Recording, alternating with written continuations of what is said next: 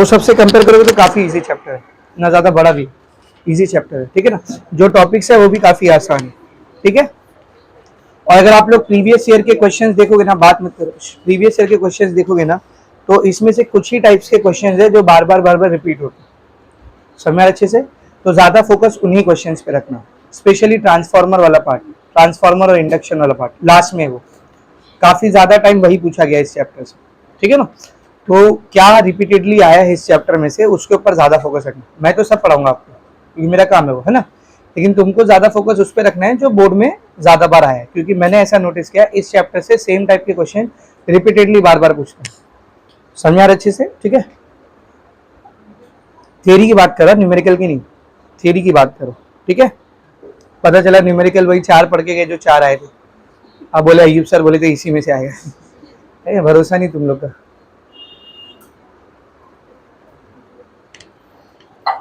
चलो देखते, electromagnetic induction short में बोले तो ईएमआई, ठीक है। चैप्टर है क्या पहले उसको समझते हैं, इलेक्ट्रोमैग्नेटिक इंडक्शन होता क्या है। देखो फिजिक्स के अंदर बहुत सारी डिस्कवरीज जब हो रही थी और लोगों को एक बात पता चल गई थी कि जब भी किसी कंडक्टर में से करंट फ्लो करता है, किसी कंडक्टर में से करंट बहता है, तो अपने सराउंडिंग में क्या प्रोड्यूस करता है बेटा, मैग्नेटिक फील्ड। इसका मतलब हम लोगों को एक बात पता चल चुकी थी कि मैं इलेक्ट्रिक करंट की मदद से मैग्नेटिक फील्ड को क्या कर सकता हूँ, प्रोड्यूस कर सकता हूँ। फिर से इलेक्ट्रिक करंट की मदद से मैं किसको प्रोड्यूस कर सकता हूँ, मैग्नेटिक फील्ड को। और अभी जो लास्ट चैप्टर हमने फिजिक्स में फिनिश किया तो उसका तो नाम ही यही था, magnetic field due to electric current, electric current की वजह से बनने वाली मैग्नेटिक फील्ड। तो एक बात हम लोगों को पता चल गई थी काफी सारे अलग अलग साइंटिस्ट के एक्सपेरिमेंट्स की वजह से, कि जो इलेक्ट्रिक करंट होता है वो अपने सराउंडिंग में मैग्नेटिक फील्ड बनाता है, या फिर इलेक्ट्रिक करंट की वजह से हम लोग मैग्नेटिक फील्ड बना सकते हैं। तो एक मच ऑब्वियस क्वेश्चन यहाँ पर उठता था कि क्या इसका उल्टा पॉसिबल है, सिमेट्री, मैंने बताया था ना, यूनिवर्स इज अंडर सिमेट्री। तो अगर इलेक्ट्रिक फील्ड से मैं मैग्नेटिक फील्ड को प्रोड्यूस कर पा रहा हूं, तो यहाँ पर एक मच ऑब्वियस क्वेश्चन राइज होता है, क्या इसका उल्टा हम लोग कर सकते हैं, मतलब मैग्नेटिक फील्ड की मदद से इलेक्ट्रिक करंट को प्रोड्यूस कर सकते हैं। इस क्वेश्चन को आंसर किया था फराडे नाम के एक साइंटिस्ट ने, ठीक है ना। हाँ बिल्कुल प्रोड्यूस कर सकते हैं हम लोग, मैग्नेटिक फील्ड की मदद से इलेक्ट्रिक करंट को बिल्कुल प्रोड्यूस कर सकते हैं हम लोग। और इसी तरीके के जरिए आज के टाइम पर हम लोग करंट को बनाते भी है। जो इलेक्ट्रिसिटी आप यूज कर रहे हो ना, ये जितना भी इलेक्ट्रिसिटी आप यूज कर रहे हो, ये जहां से भी बन के आपके पास आ रही है, ज्यादातर 100 में से 80-90% केसेस में ये इलेक्ट्रिसिटी इलेक्ट्रोमैग्नेटिक इंडक्शन की वजह से ही बन के आपके पास आ रही है। मतलब हम लोग मैग्नेटिक फील्ड की मदद से इस इलेक्ट्रिक करंट को बना के आपको दे रहे हैं, ठीक है ना। खाली अगर आप सोलर इलेक्ट्रिसिटी को अलग कर दो, सोलर एनर्जी से, जो सोलर एनर्जी से बन रही, जो फोटोवोल्टिक सेल से बन रही, पीवी सेल से, तो उधर इलेक्ट्रोमैग्नेटिक इंडक्शन नहीं होता है। बाकी कहीं से भी आप इलेक्ट्रिसिटी बनाओ, हाइड्रो इलेक्ट्रिक पावर प्लांट हो, थर्मल पावर प्लांट हो, कोई भी power plant, atomic power plant हो, कोई भी पावर प्लांट, वहां पर इलेक्ट्रिसिटी जो बनती है वो इलेक्ट्रोमैग्नेटिक इंडक्शन की वजह से ही बनती है, मतलब मैग्नेटिक फील्ड की मदद से ही बनती है। समझ आ रहा अच्छे से क्या बोल रहा हूं। और आपको अच्छा चैप्टर था इसके ऊपर, टुवर्ड्स ग्रीन एनर्जी, याद है, सब्ज तवानाई की जानिब, 10वीं में था, याद है, साइंस 1 के अंदर। उसमें आपने अलग अलग टाइप के पावर प्लांट्स के बारे में पढ़ा है। कोई भी पावर प्लांट रहने दो, आखिर में जो नतीजा रहता था वो यही रहता था कि टरबाइन घूम रही है, टरबाइन घूम रही है तो कॉइल घूम रहा है मैग्नेटिक फील्ड के अंदर और करंट बन के आ रहा है, याद है। तो वो फंडा ही यही था कि हम लोग मैग्नेटिक फील्ड की मदद से क्या बना रहे थे, करंट। वो इसी चैप्टर में हमको डिटेल में देखना है। समझा ना। 10th में आपने एक डिवाइस पढ़ा था, जनरेटर, याद है, वो भी इस चैप्टर के अंदर है, जनरेटर, जनरेटर कैसे काम करता है। समझ में आ रहा अच्छे से। तो पहले हम लोग देखते हैं क्या था फराडे का एक्सपेरिमेंट। आपके चैप्टर की स्टार्ट वही है, फराडे एक्सपेरिमेंट, ठीक है ना। फराडे का क्या एक्सपेरिमेंट था, उसको क्या ऑब्जर्वेशंस आए थे, उन ऑब्जर्वेशंस को समझते हैं और फिर हम लोग डिफाइन करते हैं कि इलेक्ट्रोमैग्नेटिक इंडक्शन किसको कहते हैं। समझ में आ रहा अच्छे से। तो आपको नीचे देखो पॉइंट वाइज मिलेगा, सबसे लास्ट में पॉइंट नंबर 1 दिया उसने, देखो, और फिर उसके बाद में 2, 3, 4, 5, 6 ऐसा मिला, ठीक है ना। तो सब ऑब्जर्वेशन है, कौन से एक्सपेरिमेंट के, फराडेज एक्सपेरिमेंट। किसके बेटा, फराडेज एक्सपेरिमेंट। एक्सपेरिमेंट को स्टार्ट करने से पहले ही अपने दिमाग में एक बात डाल लो कि भाई फराडे का मकसद क्या था।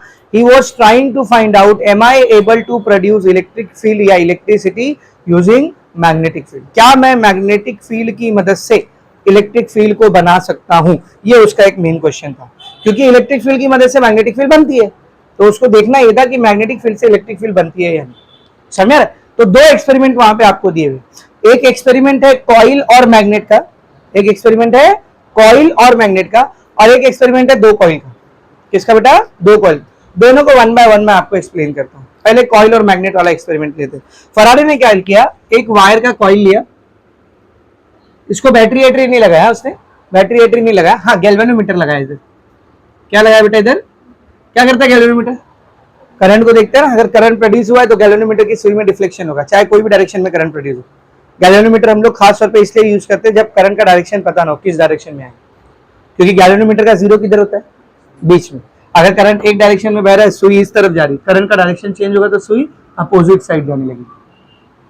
तो हमने गैल्वेनोमीटर को लगाया जो अपने को बताएगा कि करंट बह रहा है या नहीं बह रहा है, सेम डायरेक्शन में बह रहा है या अलग डायरेक्शन में बह रहा है ना। तो इस कॉइल के अंदर मेरे को क्या करने का है बोल? करंट प्रोड्यूस करने का है। इस कॉइल के अंदर मेरे को क्या करने का है? करंट प्रोड्यूस करने का है। किसकी मदद से? मैग्नेटिक फील्ड की मदद से। तो मैग्नेटिक फील्ड प्रोड्यूस करने के आपके पास दो रास्ते हैं। मैग्नेटिक फील्ड आप कितने तरीके से प्रोड्यूस कर सकते हो? दो तरीके से। सर दो तरीके से कैसे? अब भी याद आएगा। देखो, मैग्नेटिक फील्ड दो तरीके से प्रोड्यूस कर सकते हो। एक तो मैग्नेट उठा लो, मैग्नेट ले लो, क्योंकि कोई भी जो मैग्नेट है उसके सराउंडिंग में क्या रहती है? Magnetic field. तो मैग्नेटिक फील्ड को लाने का एक तरीका है कि सीधा मैग्नेट उठा लो। दूसरा तरीका अक्खा चैप्टर पढ़ लिया आपने, magnetic field due to electric current. भाई जब किसी भी करंट कैरिंग कंडक्टर में से आप करंट फ्लो करा रहे हो, किसी भी कंडक्टर में से आप करंट फ्लो करा रहे हो, तो उसके सराउंडिंग में क्या बनती है? क्या बनती है? मैग्नेटिक फील्ड बनती है ना। तो मैग्नेटिक फील्ड लाने का आपके पास दो तरीके, या तो मैग्नेट यूज कर लो या तो करंट कैरिंग कंडक्टर यूज कर लो। तो पहले केस में उसने मैग्नेट यूज किया और सेकंड केस में उसने मैग्नेट को रिप्लेस किया और उसकी जगह पे किसको यूज किया बेटा? करंट कैरिंग कंडक्टर को यूज किया। तो एक बात कैसे, सेकंड वाला बाद में देखते हैं, पहले मैग्नेट वाला देखते हैं। तो ये लिया हमने मैग्नेट,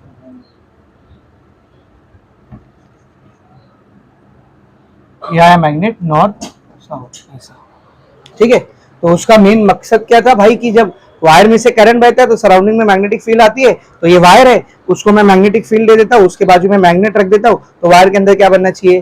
करंट। तो ये वायर, उसके बाजू में उसने मैग्नेट को रख दिया। गैल्वेनोमीटर के अंदर करंट आना चाहिए था, नहीं आया, करंट नहीं बना। फुस पूरा एक्सपेरिमेंट है ना, नहीं। ऐसा मैग्नेट जब तक रखा हुआ है तब तक गैल्वेनोमीटर में करंट नहीं दिख रहा था, बट द मोमेंट मैग्नेट को हमने मूव करना स्टार्ट किया, मैग्नेट को क्या करना स्टार्ट किया? मूव करना स्टार्ट किया, गैल्वेनोमीटर की सुई हिलने लगी। और गैल्वेनोमीटर की सुई हिल हुई मतलब, गैल्वेनोमीटर की सुई हिल हुई मतलब वो आ गया। कौन आ गया? करंट आ गया। कौन आ गया बोलो? करंट आ गया। तो जैसे ही वो मैग्नेट को मोशन में लेके आता था, गैल्वेनोमीटर की सुई हिलती थी, मतलब मैग्नेटिक फील्ड की वजह से हम लोग क्या बना रहे? करंट बना। कॉइल में पहले से करंट आ गया, अपन ने जबरदस्ती उसमें करंट को घुसाए हैं, जबरदस्ती उसमें करंट को लेके आए। तो ये प्रोसेस कहलाता है इंडक्शन, इंड्यूस करना, किसी चीज को लेके आना किसी चीज में। अभी आप ग्रेजुएशन में जाओगे तो वहां पे आपका इंडक्शन प्रोग्राम होगा। कौन सा प्रोग्राम होगा? इंडक्शन प्रोग्राम में क्या करते हैं? तुमको इंसान बनाते हैं, तुम्हारे अंदर इंसानियत घुसाते हैं।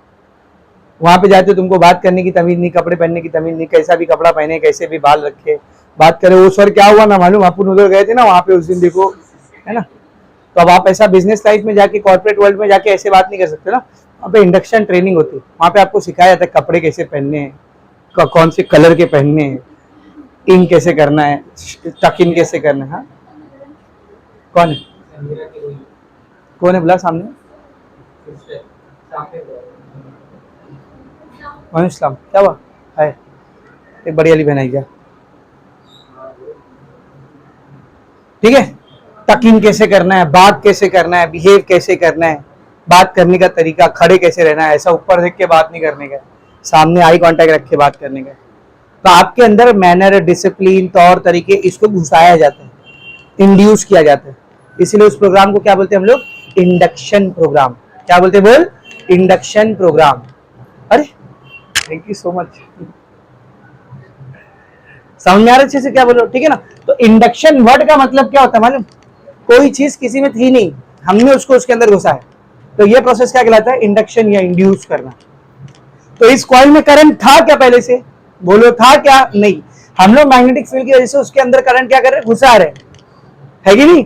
इसलिए हम लोग यहाँ पर इंडक्शन वर्ड यूज कर रहे। क्या वर्ड यूज कर रहे? इंडक्शन। किसको घुसा रहे? करंट को। करंट मतलब इलेक्ट्रिसिटी। किसकी वजह से आ रही है इलेक्ट्रिसिटी? मैग्नेटिक फील्ड की वजह से। तो electro magnetic induction, magnetic field की वजह से इलेक्ट्रिसिटी को इंड्यूस करना, इलेक्ट्रोमैग्नेटिक इंडक्शन। समझ अच्छे से? आपने 10th में भी पढ़ा है सेम नाम से, इलेक्ट्रोमैग्नेटिक इंडक्शन। उर्दू वाले पढ़े रहेंगे बरकी मकनातीसी अमाला, ऐसा पढ़े रहेंगे, है कि नहीं? तो इलेक्ट्रोमैग्नेटिक इंडक्शन किसको बोलते हैं समझा बेटा? मैग्नेटिक फील्ड की मदद से हमने कॉइल के अंदर क्या इंड्यूस किया है, क्या घुसाया है, क्या प्रोड्यूस किया है, करंट प्रोड्यूस किया है। सबको एकदम अच्छे से समझ आ रहा है? लेकिन फराडे ने क्या ऑब्जर्व किया था? जब तक मैग्नेट रुका हुआ था तब तक करंट नहीं आ रहा था, जब मैग्नेट मोशन में हो रहा था तभी करंट आ रहा था। और वो भी कैसे, जरा ध्यान से देखना। जब वो मैग्नेट को करीब लेकर के आ रहा था तो इसमें करंट फ्लो कर रहा था एक डायरेक्शन में, मतलब सुई समझ ये साइड जा रही थी, और जैसे वो मैग्नेट को दूर लेके जाने लग रहा था तभी भी करंट आ रहा था। लेकिन पहले जिस डायरेक्शन में करंट आ रहा था अब उसके अपोजिट डायरेक्शन में करंट आ रहा है, यानी पहले अगर सुई उधर जा रही थी तो अब सुई इधर जा रही। तो फिर से हाँ, यही सब ऑब्जर्वेशन लिखे हुए अभी पढ़ेंगे हम लोग, रीड करेंगे। ऑब्जर्वेशन समझो, एक पोल लिया कोई, तो भी समझ साउथ पोल लिया, उसको करीब में लेकर आया तो करंट एक डायरेक्शन में बना, और जब दूर लेके जाने लगा तो करंट का डायरेक्शन क्या हो गया? अपोजिट हो गया, चेंज हो गया। सही है? और फिर उसने बाद में क्या नोटिस किया कि लाओ पोल को चेंज करके देखो, मतलब साउथ की जगह उसने सामने किसको कर दिया?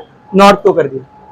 पहले जब वो मैग्नेट को करीब में लेके आ रहा था सुई कौन से डायरेक्शन में जा रही थी? ये साइड में, करंट एक डायरेक्शन में बना। लेकिन अब जब वो मैग्नेट को करीब लेके आ रहा है तो सुई का डायरेक्शन चेंज हो गया। पहले मैग्नेट करीब आ रहा था तो सुई ये डायरेक्शन में जा रही थी, अब मैग्नेट करीब आ रहा था सुई उल्टी डायरेक्शन में जा रही है, और दूर जा रहे तो ये वाली डायरेक्शन। यानी दो तरीके से करंट का डायरेक्शन चेंज हो रहा था। या तो आप मैग्नेट को करीब और दूर करो, करीब करने पर जो डायरेक्शन है, दूर करने पर अपोजिट डायरेक्शन में बन रहा था, या तो आप पोलैरिटी को क्या कर दो? चेंज कर। समझ आ रहा अच्छे से? यानी जब तक मैग्नेट मोशन में था तब तक ही करंट बह रहा था, जैसे ही मैग्नेट रुक गया, ऐसा ला रहे थे रोक दिए, the moment you will stop the magnet current will also stop. जैसे ही मैग्नेट रुका करंट क्या हो गया? बोल, रुक गया। जब तक मैग्नेट मोशन में तब तक करंट आ रहा है। एक चीज और उसने नोटिस किया, कि मैग्नेट छोड़ो, मैग्नेट को स्टेशनरी रखते हैं। खिड़की बंद कर रहे,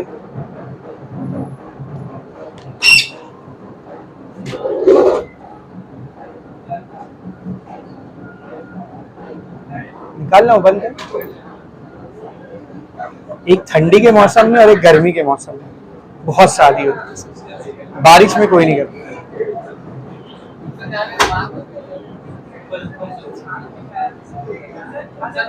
अरे शर्म करो, लड़की होके बंद कर दी। चलता बस, वेरी गुड।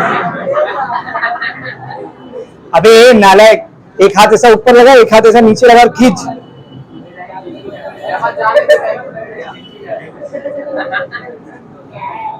ये लोग सब फ्यूचर में अपने अपने घर के बड़े बनने वाले हैं। ये फैमिली चलाएंगे, इनसे एक ढक्कन तो बंद नहीं हो रहा है इनसे। ओ तकसीम पीछे बनकर ताली बजा रहे। चलो इधर देखो, तो पहले उसने क्या किया था बेटा? मैग्नेट को मूव किया था ना, अब उसने क्या किया? मैग्नेट को रोक दिया, मैग्नेट को स्टेशनरी कर दिया, बोला लाओ कॉइल को मूव करके देखते। तो उसने कॉइल को मूव करना शुरू किया। तो जैसे उसने नोटिस किया कि मैं मैग्नेट को रोककर कॉइल को मैग्नेट की तरफ लेकर के आ रहा हूं तो भी कॉइल में करंट बन रहा है। कॉइल में क्या बन रहा है? बोल, करंट। जब मैग्नेट कॉइल की तरफ आ रहा था तो भी करंट बन रहा था, और जब कॉइल मैग्नेट की तरफ जा रहा है तो भी करंट बन रहा है, और जब कॉइल को मैग्नेट से दूर लेके जाने लगा तो भी करंट बन रहा है, लेकिन अपोजिट डायरेक्शन। मतलब अगर कॉइल मैग्नेट के करीब आ रहा है करंट ये डायरेक्शन में बन रहा है, कॉइल को दूर लेके जाओगे तो अपोजिट डायरेक्शन।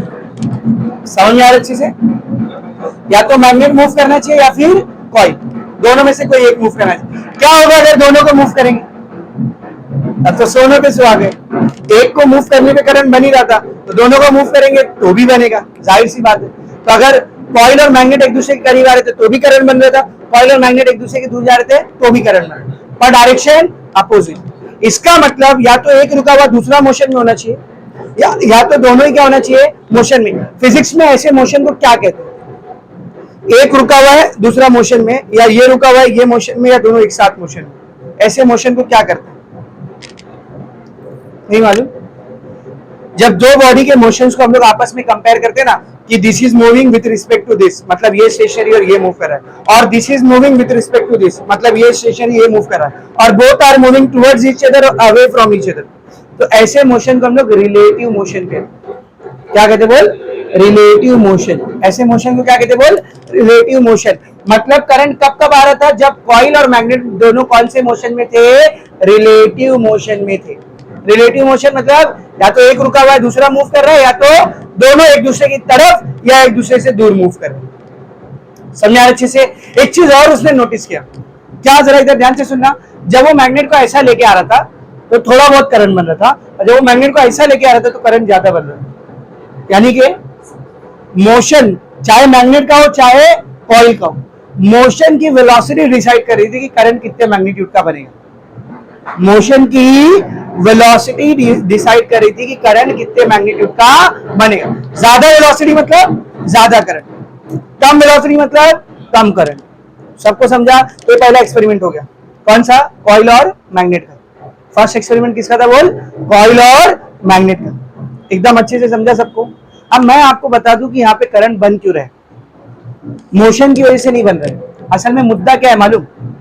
अगर ये कंडक्टर है और मैं चाहता हूं इसमें मैग्नेटिक फील्ड बने, सॉरी करंट बने, क्या बने बोल? करंट बने, तो इस कंडक्टर से एसोसिएटेड मैग्नेटिक फ्लक्स, कौन है? मैग्नेटिक फ्लक्स, ये मुझे चेंज करना पड़ेगा। इसको क्या करना पड़ेगा बोल? चेंज करना पड़ेगा। मैग्नेटिक फ्लक्स किसको बोलते हैं? हाँ, सिंबल तो मेरे को मालूम ही नहीं था। थैंक यू सो मच, हम लोग को सिंबल आता है। मैग्नेटिक फ्लक्स किसको बोलते हैं? अगर ये मैग्नेटिक फील्ड बन रही है तो उसको हम लोग लाइन से दिखाते हैं ना। आप किसी भी दिए गए एरिया में कितनी मैग्नेटिक लाइंस है, ज्यादा है या कम है, नंबर ऑफ मैग्नेटिक लाइंस, उसी को क्या कहते हैं हम लोग? फ्लक्स। तो समझ, पहले इस वायर में इतना मैग्नेटिक फ्लक्स था, 3 लाइन थे, अगले ही सेकेंड 4 लाइन हो गई, अगले ही सेकेंड 5 लाइन हो गई, उसके अगले सेकेंड वापस से 4 हो गई, उसके अगले सेकेंड वापस से 3 हो गई, उसके अगले सेकेंड वापस से 2 हो गई, फिर 3 हो गई। मतलब जब तक इस वायर से एसोसिएटेड फ्लक्स क्या हो रहा है बोल? चेंज हो रहा है, तब तक वायर में क्या रहेगा? करंट। और जैसे ही फ्लक्स कांस्टेंट हो गया, जैसे ही फ्लक्स कांस्टेंट मतलब फ्लक्स टूट गया, 4 था 4 ही है, अगले सेकंड भी 4, और 5 सेकंड भी 4, और 6 सेकंड बाद भी 4, तो करंट कितना रहेगा बोल? 0 रहेगा। करंट कितना रहेगा बोल? 0। समझ में आ रहा अच्छे से? ये पहले जो 5 ऑब्जर्वेशन है ना कॉइल के ऊपर तक, उसको रीड करो। इन लोगों को यहाँ से दफा होने दो, फिर पढ़ाता हूँ। नालायक लोग धरती पे बोल।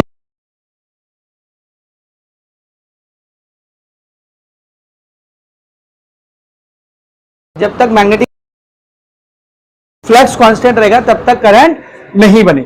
यहाँ पे फ्लक्स कैसे चेंज हो रहा है बता? इधर फ्लक्स कैसे चेंज हो रहा है? ऑब्वियसली चेंज होगा ना, करेक्ट। मैग्नेट यहाँ पर है, ये इसकी मैग्नेटिक फील्ड है, समझ, ऐसा मैग्नेटिक फील्ड है। तो अभी देख, इससे कितना लाइन जुड़ा हुआ है? एक भी नहीं, 0। जैसे आपने करीब किया, क्या हुआ? 2 लाइन आ गई, ये 2 लाइन इधर आ जाएगी ना, और करीब किए 4 लाइन आ जाएगी, और करीब किए 6 लाइन आ जाएगी।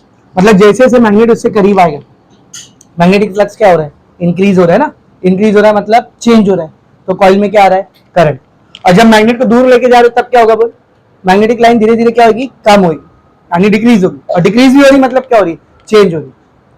तो जब तक मैग्नेट करीब आ रहा है या दूर जा रहा है, तो ये लाइंस जो इस कॉइल से एसोसिएटेड है, ये चेंज हो रही है ना, करीब आने पर बढ़ रही है और दूर जाने पर कम हो रही है। तो इसमें क्या इंड्यूस हो रहा है बेटा? करंट। वैसे तो अपने को करंट नहीं बोलना चाहिए, हक ईमानदारी से देखो तो अपने को ईएमएफ बोलना चाहिए।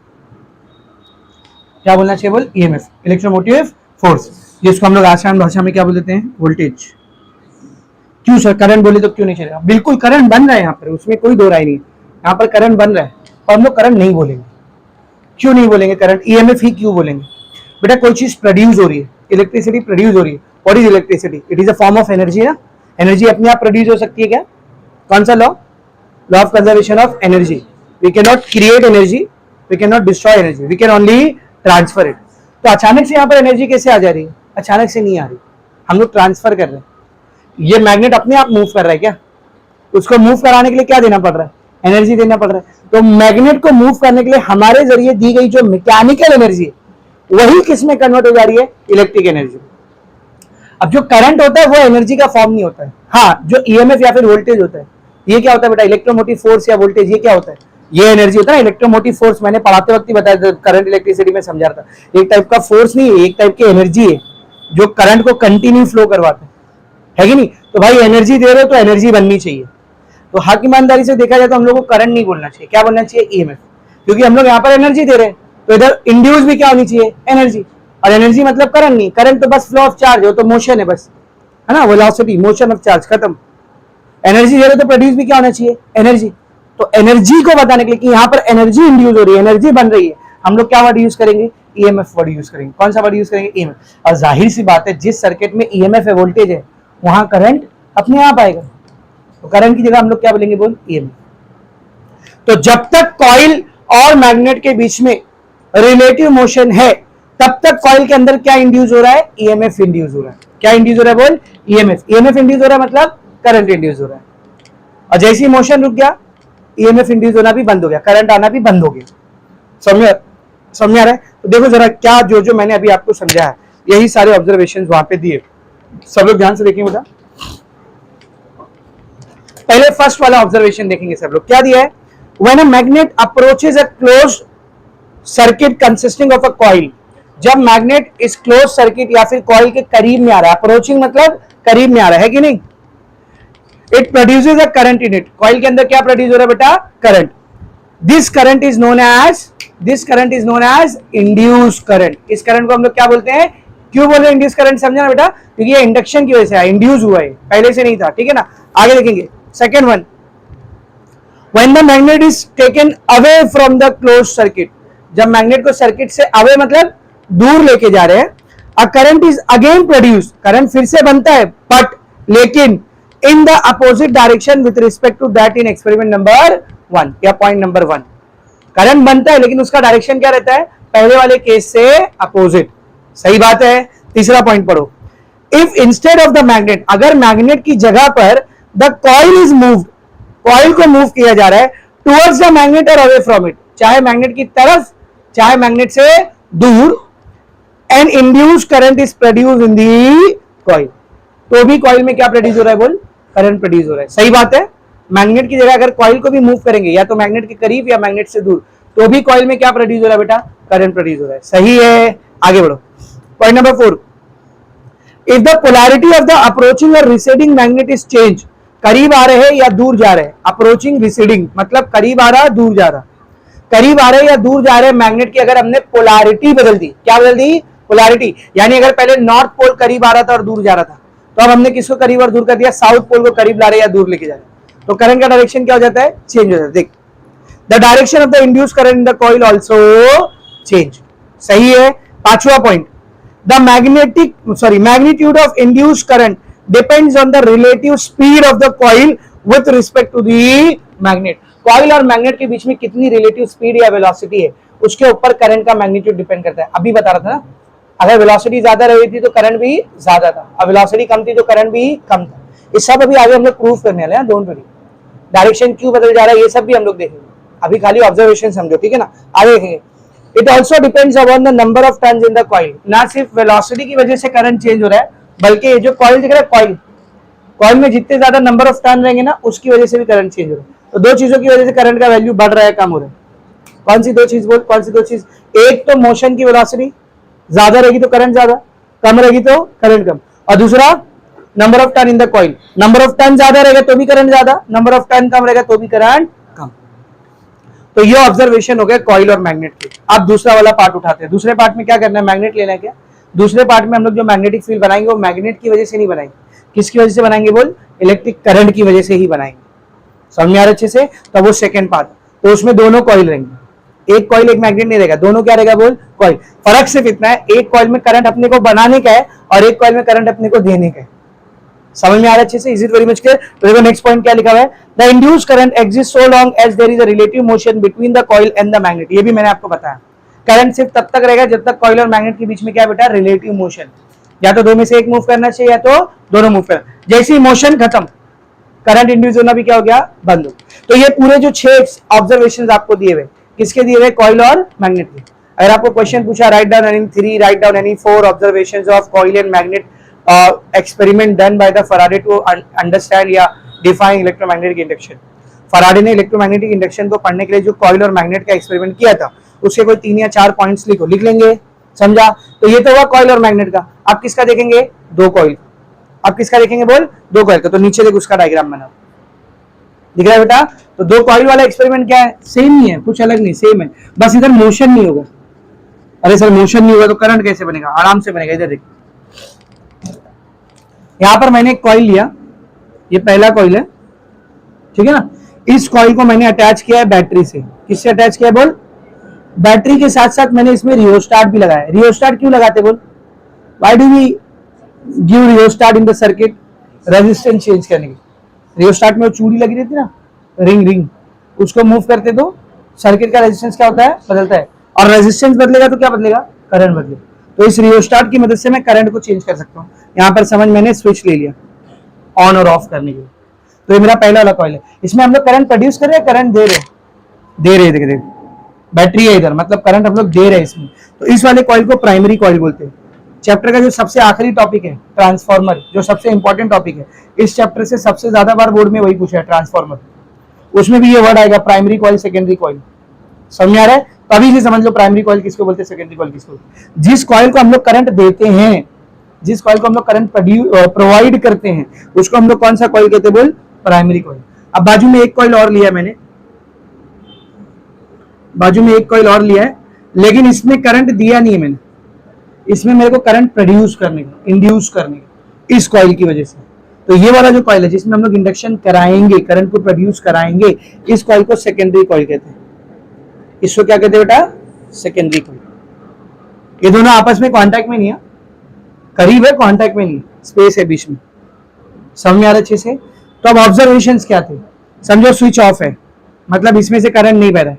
तो इसमें से करंट नहीं बह रहा है तो यहाँ पे भी करंट नहीं, यहाँ पे भी करंट नहीं। अब मैंने क्या किया? स्विच ऑन किया। तो आप नोटिस करोगे जैसे ही स्विच ऑन होता है ना, अचानक से स्विच ऑन होता है, यानी इसमें अचानक से करंट आता है, तो गैल्वेनोमीटर की सुई थोड़ा हिलती है और फिर जीरो पे आ जाती है। यानी थोड़ी देर के लिए करंट आया था और फिर क्या हो गया? गायब हो गया। अरे जादू, समझो मैं क्या बोला। स्विच ऑफ था, गैल्वेनोमीटर की सुई कहां पे थी? जीरो पे, यानी इसमें करंट नहीं था। जैसे ही मैंने स्विच ऑन किया, सुई ऐसा आगे जाके जीरो पे आ गई, आगे गई जीरो पे आ गई, मतलब आया करंट आया और भाग गया, आया और भाग गया। मोमेंटरली करंट आया। कैसा करंट आया? मोमेंटरली, मतलब एक मोमेंट के लिए आया, एक लम्हे के लिए आया और छू हो गया, गायब हो गया। और सेम चीज कब होती मालूम? जब स्विच ऑफ किया जाता। क्या किया जाता बोल? Switch off. यानी स्विच ऑन था, करंट बह रहा था, जैसे ही स्विच ऑफ किए, फिर से सुन, स्विच ऑफ है, समझा? स्विच ऑफ है, इधर पे सुई कहां रहेगी? जीरो पे। जैसे ही स्विच ऑन करोगे क्या होगा? एक मोमेंटरली करंट आएगा, फिर से करंट गायब हो जाएगा। अब करंट बह रहा है इसमें से, कंटिन्यू करंट बह रहा है, कांस्टेंट करंट। यहाँ पे गैल्वेनोमीटर किधर है? जीरो पे, मतलब इसमें करंट नहीं आ रहा है। अब जैसे ही ऑन स्विच को ऑफ करोगे, तो the moment you will of it, जैसे ही आप इसको ऑफ करोगे, फिर से एक मोमेंटरली करंट आएगा और गायब हो जाएगा, फिर से एक मोमेंटरली करंट आएगा और क्या हो जाएगा? गायब हो जाएगा। Now let us see the reason why this happens. ऐसा होता क्यों?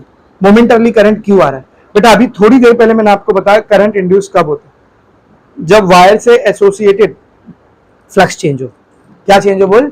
फ्लक्स, मैग्नेटिक फ्लक्स चेंज हो। तो समझिए स्विच ऑफ है, तो क्या इस सर्किट से करंट बह रहा है? बोलो, स्विच ऑफ है ना, ये सर्किट से करंट बह रहा है क्या?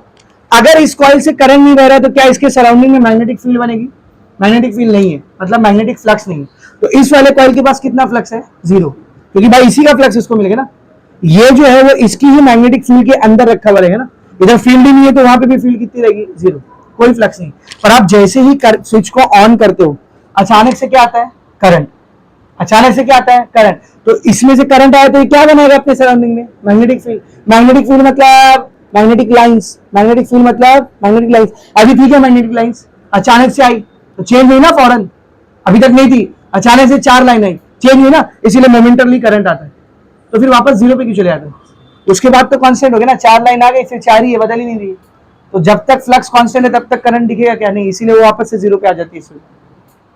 और सेम चीज बंद करते वक्त भी होती है।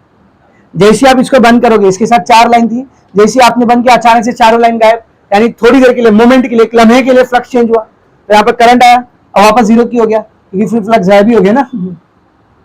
समझा अच्छे से? तो पहला तो ये पॉइंट आपको याद रखना है, जब स्विच ऑन या ऑफ करते हैं इन दोनों टाइम पर गैल्वेनोमीटर में कैसा डिफ्लेक्शन होता है? मोमेंटरली डिफ्लेक्शन, यानी मोमेंटरली करंट आता है, एक लम्हे के लिए करंट आता है और फिर गायब हो जाता है। दूसरा ऑब्जर्वेशन, जरा ध्यान से सुनना, दूसरा ऑब्जर्वेशन, अगर आप इस रियोस्टाट को मूव करना चालू करोगे, रियोस्टाट मूव होगा तो भी इधर गैल्वेनोमीटर की सुई में डिफ्लेक्शन आता है, मतलब इसमें करंट बहने लगता है। जैसे ही रियोस्टाट को चेंज करेंगे, इसमें क्या बहने लगता है बोल? करंट बहने लगता है। क्यों ऐसा हो रहा है? रियोस्टाट चेंज करोगे तो सर्किट से क्या चेंज होगा? करंट। सर्किट से करंट चेंज होगा तो उससे बनने वाली मैग्नेटिक फील्ड भी क्या होगी? चेंज होगी। मैग्नेटिक फील्ड का फॉर्मूला याद है? मैग्नेटिक फील्ड का फॉर्मूला समझ, एक स्ट्रेट वायर है, स्ट्रेट वायर की मैग्नेटिक फील्ड क्या रहती है? I L B sine theta, L I change magnetic field change, sorry ये मैग्नेटिक फोर्स का फॉर्मूला था, I am sorry, Biot Savart law, dB is equal to mu naught by 4 pi I D L sine theta by R square, याद है? तो current change होगा तो magnetic field क्या होती है? Change. The moment you will change the current flowing through the circuit, this magnetic field will also change. और magnetic field change मतलब मैग्नेटिक फ्लक्स चेंज, और यही फ्लक्स के अंदर ये वाला कॉइल रखा हुआ है, इस कॉइल से एसोसिएटेड फ्लक्स चेंज हो रहा है, तो इसमें क्या इंड्यूस होने वाला है? करंट. तो जब तक रियोस्टाट की सुई को इधर उधर करते रहोगे तब तक इसमें क्या बहता रहेगा? करंट. और जैसे ही सुई रोक दिया वापस से करंट क्या हो जाएगा? जीरो. क्यों? क्योंकि जब रियोस्टाट की चूड़ी आपने रोक दी तो रेजिस्टेंस और करंट क्या हो गया इस सर्किट का? फिर से कांस्टेंट. और मैग्नेटिक फील्ड और फ्लक्स भी क्या हो गया? कांस्टेंट. यहाँ करंट क्या हो जाएगा? जीरो. समझ में आ रहा अच्छे से? नेक्स्ट एक्सपेरिमेंट में क्या करें हम लोग? मालूम, बैटरी की पोलैरिटी चेंज कर दी, मतलब पॉजिटिव इधर लेके आ गया और नेगेटिव इधर लेके आ गया, वापस करंट आया, पर अभी डायरेक्शन क्या है? अपोजिट. अब रियोस्टाट को हिलाएंगे तो फिर से करंट आएगा, लेकिन अपोजिट डायरेक्शन. समझ आ रहा है? तो इसको बोलते हैं two coil experiment, primary coil and secondary coil. अच्छा, अगर आपको रियोस्टाट के साथ छेड़छाड़ नहीं करने की, अब मुझे ये चाहिए कि बिना कुछ इसमें कि यहाँ पे कंटिन्यू करंट बनता रहे, क्योंकि ये बहुत फालतू काम है सर. जब तक रियोस्टाट को मूव करते रहेंगे तब तक करंट आते रहेगा, और जहां रियोस्टाट छोड़ दिए करंट गायब. तो आप बोले यही सेम टॉपिक ट्रांसफार्मर में भी काम आएगा, तो ट्रांसफार्मर के अंदर कोई बंदा बैठ के रियोस्टाट हिलाते रहते हैं भाई? मकसद क्या था? रियोस्टाट को मूव करना मकसद नहीं था. मकसद क्या था? इस सर्किट में बहने वाला करंट क्या होना चाहिए? चेंज. तो एक अच्छा तरीका बताऊं, ये बैटरी हटाओ, ये डीसी बैटरी, इसको फेंको, कोई नहीं यूज करता आज के टाइम पे डीसी करंट. यहाँ पे क्या लगा दो? एसी करंट लगा. एसी करंट की खास बात क्या होती है? अल्टरनेटिंग करंट की, उसकी वैल्यू कंटिन्यूअसली क्या होती है? चेंज. तो यहाँ पर कंटिन्यूअसली इस सर्किट में करंट क्या होता रहेगा? चेंज. करंट चेंज तो magnetic field change, magnetic field change तो यहाँ पर क्या इंड्यूस होते रहेगा? करंट. फिर आपको कुछ करने की जरूरत नहीं, एसी बैटरी लगा के छोड़ दो, एसी बैटरी लगा के छोड़ दो, यहाँ पर कंटिन्यू क्या इंड्यूस होते रहेगा? करंट इंड्यूस होता है. समझा? तो ये टू कॉइल एक्सपेरिमेंट है. देखते हैं इसके ऑब्जर्वेशंस क्या दिया हुआ अपने को. Point number 7, instead of a magnet and a close circuit, एक मैग्नेट और एक कॉइल की जगह पर, इंस्टेड समझते ना, उसकी जगह पर two coils with their planes facing each other also produces similar effect. यही सेम असर जो कॉइल और मैग्नेट के केस में हमने देखा प्रोड्यूस किया जा सकता है. किसको यूज करके? दो कॉइल को यूज करके, जो आमने सामने रहेंगे, फेसिंग ईच अदर, आमने सामने रहेंगे. ठीक है ना? कॉन्टैक्ट में रहेंगे क्या? देखो वायर से कनेक्टेड रहेंगे क्या? नहीं, आमने सामने रहेंगे खाली. ठीक है, आगे देखेंगे. As mentioned above in the experiment from 1 to 6, one coil is connected in series with a battery, rheostat and key. एक कॉइल को कनेक्ट किया है, एक कॉइल को कनेक्ट किया है बैटरी, रियोस्टाट और की से. ये पहला वाला कॉइल है. और दूसरा कॉइल देखेंगे, while the end of the other coil is connected to a galvanometer. जबकि दूसरा वाला कॉइल सिर्फ और सिर्फ किसको कनेक्ट किया गया है? गैल्वेनोमीटर. सही बात है कि नहीं? तो ये वाला जो कॉइल है जिसको बैटरी, रियोस्टाट और की लगाया गया, क्या कहलाता है? Coil primary coil. और ये वाला जो कॉइल है सिर्फ गैल्वेनोमीटर से लगा हुआ है, इसको क्या बोलते हैं? Secondary coil. देख क्या दिया आगे. The coil which consists of a source of EMF, that is the battery, is termed as primary coil, while the other as secondary coil. तो ये वाला जो बैटरी के साथ वाला कॉइल है इसको प्राइमरी कॉइल बोलते हैं, और ये वाला जो कॉइल है जिसको गैल्वेनोमीटर लगा है इसको क्या बोलते हैं? सेकेंडरी कॉइल बोलते हैं. आगे देखेंगे बेटा. Following observations are made. तो टू कॉइल एक्सपेरिमेंट में क्या ऑब्जर्वेशंस मिले थे फैराडे को, वो देखते हैं. क्या ऑब्जर्वेशंस मिले थे? देखो, पहला, when the circuit in the primary coil is closed और ब्रोकन. जैसे ही प्राइमरी कॉइल का सर्किट क्लोज या ब्रोकन करते हैं, यानी ऑन या ऑफ करते हैं, बता दें अभी, जैसे ही ऑन या ऑफ करते हैं तो इस कॉइल में क्या इंड्यूस होता है? करंट. कंटिन्यूअस करंट इंड्यूस होता है क्या?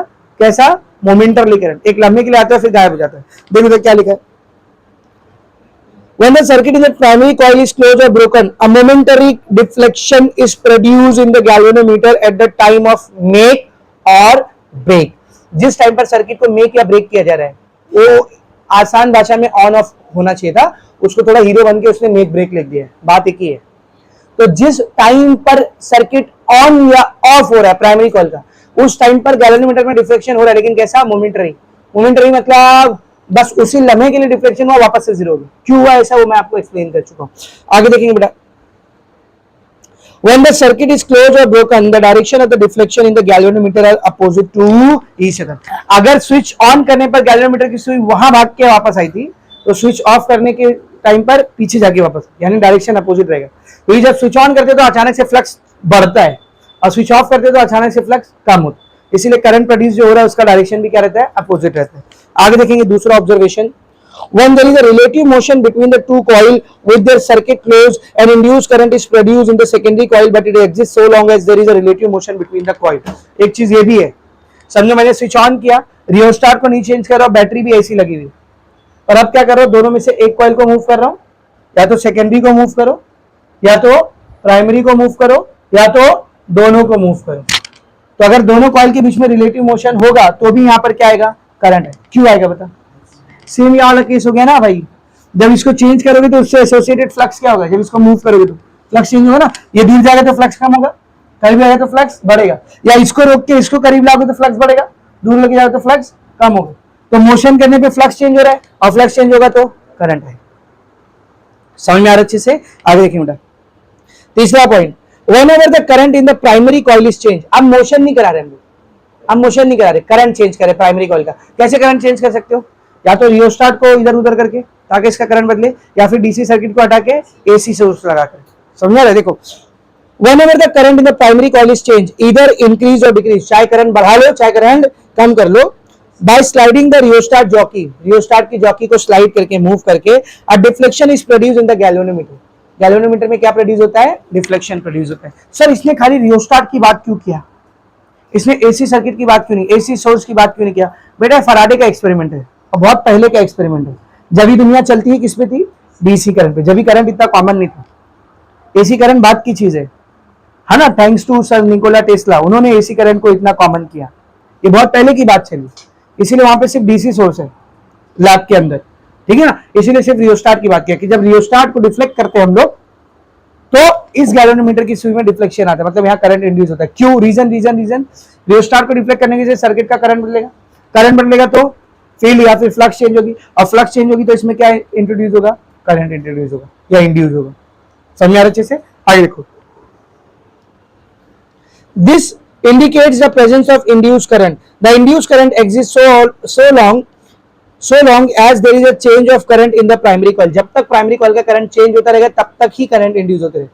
करंट चेंज करना बंद कर दिए तो करंट बनना भी क्या हो जाएगा बेटा, बंद। प्राइमरी कॉइल का करंट चेंज करना बंद कर दिए तो सेकेंडरी कॉइल में करंट बनना भी क्या हो जाएगा, बंद हो जाएगा, ठीक है ना। आगे देखेंगे बेटा, the above observation indicated that so long as there is a change of magnetic flux, सबसे इंपॉर्टेंट चीज, इन सारे ऑब्जर्वेशन से एक बात हमको समझ में आ रही, जब तक किसी भी सर्किट, क्लोज सर्किट से एसोसिएटेड मैग्नेटिक फ्लक्स चेंज हो रहा है, कौन चेंज हो रहा है बोल, मैग्नेटिक फ्लक्स चेंज हो रहा है, produce either by means of a magnet or by a current carrying coil. वो आप कैसे भी बनाओ, मैग्नेटिक फ्लक्स कैसे भी बनाओ, या तो एक मैग्नेट को लाके बनाओ या फिर एक करंट कैरिंग कॉइल को लाकर बनाओ। जब तक एक दूसरे कॉइल से एसोसिएटेड मैग्नेटिक फ्लक्स क्या हो रहा है बेटा, चेंज हो रहा है, तब तक उस कॉइल में क्या इंड्यूस होते रहेगा, करंट इंड्यूस होते रहेगा। Inside a coil an induced EMF is produced। देखो उसने करंट नहीं बोला, क्या बोला, EMF। क्यों, समझा ना, एनर्जी दे रहे हो तो सामने आउटपुट में भी क्या मिलना चाहिए, एनर्जी, और EMF आए तो अपने आप क्या करे, करंट आएगा, वो चीज अंडरस्टूड है, सबको एकदम अच्छे से समझा बेटा, is it very much clear, ठीक है ना। तो ये फराडे के ऑब्जर्वेशन से मेन नतीजा निकलता है। ये जो दो एक्सपेरिमेंट फराडे अंकल ने किए थे, एक कॉइल और मैग्नेट को लेकर के और एक दो कॉइल को लेकर के, उसका जो मेन मुद्दा निकल के आया था, वो यही निकल करके आया था कि जब तक किसी भी क्लोज सर्किट, देख सर्किट क्लोज होना जरूरी है। पता चला कल को एक ऐसा सिंगल वायर लिए, सिंगल वायर ऐसा हाथ में, क्लोज भी नहीं किया उसको, और मैग्नेट करीब में ला रहे, दूर लेके जा रहे, और इसमें करंट नहीं बन रहा, बोले सर झूठ बोले। ये सर्किट कैसा होना चाहिए, क्लोज। इसको क्लोज करना है, इसमें रेजिस्टेंस भी लगाना है, क्योंकि किसी सर्किट में अगर रेजिस्टेंस नहीं रहेगा, है ना, रेजिस्टेंस अगर नहीं रहेगा, जीरो रहेगा, तो उसमें इनफाइनाइट करंट बनेगा, हो ही नहीं सकता। तो इसको क्लोज करना है, गैल्वेनोमीटर लगाना है, तो एक क्लोज सर्किट लो, गैल्वेनोमीटर लगाओ उसको, और फिर उसके करीब में मैग्नेट को लेके आओ या दूर में लेके जाओ, मोशन कराते रहो, तो गैल्वेनोमीटर की सुई क्या होगी, आपको हिलती हुई दिखेगी। कभी फालतू बैठे रहेंगे फिजिक्स लैब में तो करके देख लेना, एक सर्किट डायग्राम उठाना, सर्किट को क्लोज करना, उसको दो वायर को गैल्वेनोमीटर से कनेक्ट कर देना। वायर को किससे कनेक्ट करना, लेकिन वायर वाला रहना चाहिए, ओपन वाला वायर रहना चाहिए, समझ, क्लोज, वो पीवीसी वाला वायर नहीं रहना चाहिए। उसको गैल्वेनोमीटर से लगा के छोड़ देना, और फिर एक मैग्नेट लेना लैब से, उसको वायर के करीब और दूर करना, फिर गैल्वेनोमीटर की सुई देखना, समझा। भले से उसमें हल्का डिफ्लेक्शन हो पर होगा, क्योंकि उसमें क्या इंड्यूस हो रहा है बेटा, करंट इंड्यूस हो रहा है। क्या इंड्यूस हो रहा है बोल, करंट इंड्यूस हो रहा है। सबको एकदम अच्छे से समझ रहा है, is it very much clear, सबको समझा रहे अच्छे से, ठीक है ना। तो फराडे के एक्सपेरिमेंट से जो मेन मुद्दा निकल के आता है वो ये है कि किसी भी क्लोज सर्किट से एसोसिएटेड यानी उस सर्किट या उस वायर के साथ में या उस वायर के पास जो मैग्नेटिक फ्लक्स है अगर वो चेंज होगा तो क्या प्रोड्यूस होगा, इसके अंदर एक ईएमएफ प्रोड्यूस होगा, एक ईएमएफ इंड्यूस होगा। ईएमएफ इंड्यूस होगा मतलब करंट इंड्यूस होगा। सबको एकदम अच्छे से समझा? Is it very much clear? तो अपने इन ऑब्जर्वेशंस के हिसाब से फराडे ने दो लॉज दिया था जिनको कहते हैं Faraday's laws of electromagnetic induction. Marked with a star theory में पूछता है। दो लॉज है, टोटल कितने लॉज है बेटा? दो। First law Faraday's first law, Friday नहीं है वो, फराडे है। क्या बेटा? Faraday. Faraday's first law of electromagnetic induction and Faraday's second law of electromagnetic induction. समझ आ रहा है? अब ये फर्स्ट लॉ क्या है, सेकेंड लॉ क्या है? इधर मेरी बात ध्यान से सुनो। फर्स्ट लॉ जो है वो इलेक्ट्रोमैग्नेटिक इंडक्शन का क्वालिटेटिव लॉ है। कैसा लॉ है? क्वालिटेटिव। और सेकेंड लॉ जो है वो क्वांटिटेटिव लॉ है। अब ये क्वालिटेटिव क्वांटिटेटिव क्या मतलब सर? फर्स्ट लॉ आपको ये बताता है इलेक्ट्रोमैग्नेटिक इंडक्शन होता क्यों है, उसकी क्वालिटी बताता है कि वो कब आएगा। समझ में आ रहा है अच्छे से? ठीक है ना। और सेकेंड लॉ आपको क्या बताता है? कितना होता है इंडक्शन, कितना होता है, कितना ईएमएफ आता है, यानी उसकी क्वांटिटी बता रहा है। तो ये बात याद रखना, फराडे का जो फर्स्ट लॉ है वो कौन सा लॉ है? Qualitative law.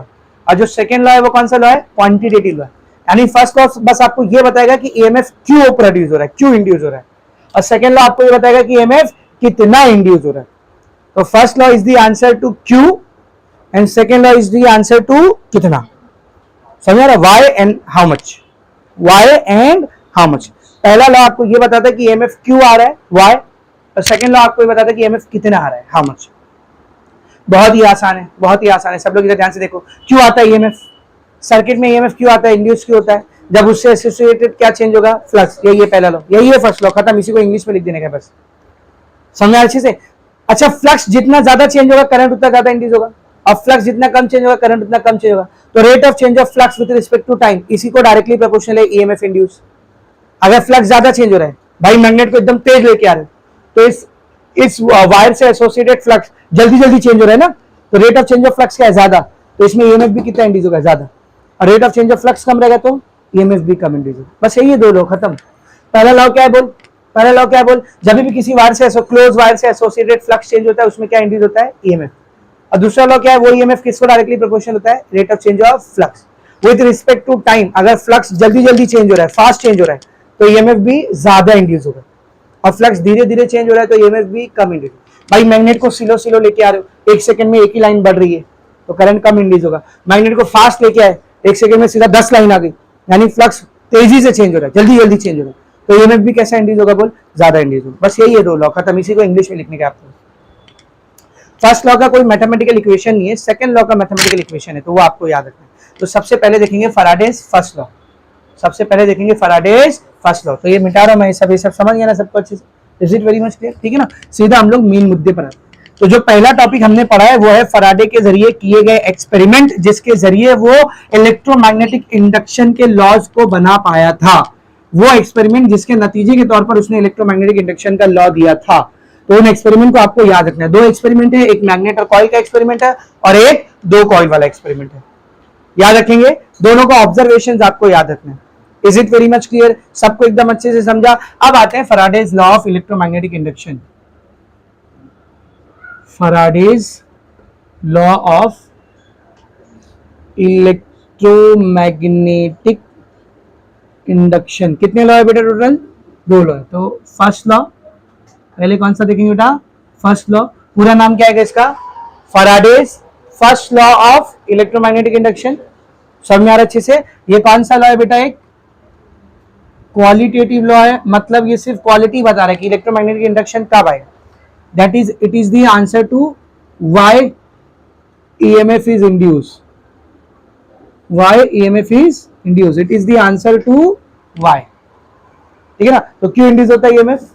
फ्लक्स के चेंज होने की वजह से। तो मैं पूरा स्टेटमेंट नहीं लिख रहा हूं, तो आपको टेक्स्ट बुक में दिया है। मेन मुद्दे की बात मैं यहां पर लिख रहा हूं।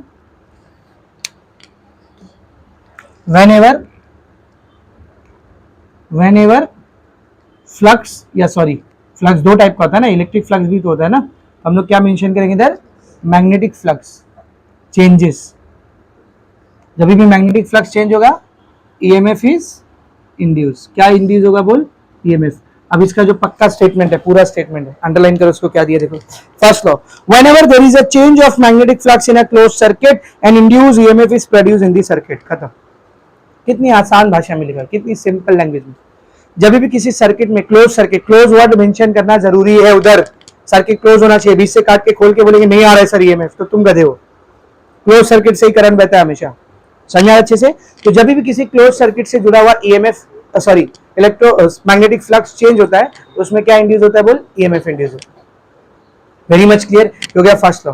कैसा लॉ है बेटा ये, क्वालिटेटिव लॉ, ठीक है ना। अभी आते हैं सेकेंड लॉ की तरफ। तो जो सेकेंड लॉ है, फैराडे का जो सेकेंड लॉ है, वो क्वालिटेटिव नहीं है, वो कैसा है बोल, क्वांटिटेटिव है। वो कैसा है बोल, क्वांटिटेटिव है। क्वांटिटेटिव मतलब ये आपको बताएगा हाउ मच, कितना, कितना ईएमएफ इज इंड्यूस, कितना ईएमएफ आ रहा है, ज्यादा आ रहा है या कम आ रहा है, ज्यादा आ रहा है या कम आ रहा है। तो इसका मैथमेटिकल स्टेटमेंट है। पहले तो इसका नॉर्मल स्टेटमेंट समझो। इंड्यूस ईएमएफ डायरेक्टली प्रोपोर्शनल होता है किसको, rate of change of flux with respect to time. Time के साथ साथ फ्लक्स जितना जल्दी जल्दी बदलेगा, ईएमएफ भी उतना ज्यादा आएगा, और फ्लक्स जितना स्लो स्लो बदलेगा, ईएमएफ भी उतना कम आएगा। सही है, स्टेटमेंट अंडरलाइन करो, सेम लाइन वहां पर लिखी हुई है। Second law, the magnitude of induced EMF produced in the circuit is directly proportional to the rate of change of magnetic flux linked with the circuit। सही है, सर्किट से जुड़ा हुआ मैग्नेटिक फ्लक्स का rate of change with respect to time, time के साथ साथ flux कितनी तेजी से या कितना स्लो चेंज हो रहा है, इसको डायरेक्टली प्रोपोर्शनल होता है इंड्यूस ईएमएफ का मैग्नीट्यूड। अंडरलाइन कर लिए बेटा, ये दोनों स्टेटमेंट कई बार पूछे गए तो आपको याद रखना, इस चैप्टर से इंपॉर्टेंट टॉपिक है। समझ में आ रहा अच्छे से। एक बड़ी गलती जो आप लोग यहाँ पर करते हो, दोनों ही लॉ बराबर लिखते हो, एकदम परफेक्ट लिखते हो, खाली इंड्यूस ईएमएफ की जगह इंड्यूस करंट लिख देते हो। अब हम लोगों को पता है आपने सही लिखा है, राइट लिखा है, पर हम लोग मार्क्स नहीं दे सकते, क्योंकि एक मार्क्स वाले क्वेश्चन की एक बुरी बात है, शायद आपको ना पता और पता भी हो तो फिर से बता दो। 1 मार्क्स वाले क्वेश्चन की एक बुरी बात है, उसमें इधर you will get complete 1 marks और you will get 0 marks. There is no half marks system, ये बात याद रखना। हाफ मार्क्स सिस्टम नहीं है। आपका जो पूरा सेक्शन ए होता है, सेक्शन ए, 4 सेक्शन में पेपर आते हैं। मैं तुम्हारे सारे पेपर इसी पैटर्न पे बनाता हूँ, बोर्ड के पैटर्न, ताकि आपको बोर्ड के पैटर्न की आदत पड़े। 4 सेक्शन में बनता है पेपर। कौन कौन सा, section A, section B, section C और डी। ए में 1 मार्क्स वाले क्वेश्चन होते हैं, एमसीक्यू और 1 मार्क्स वाला। बी में 2 मार्क्स वाले, सी में 3 मार्क्स वाले और डी में 4 मार्क्स वाले।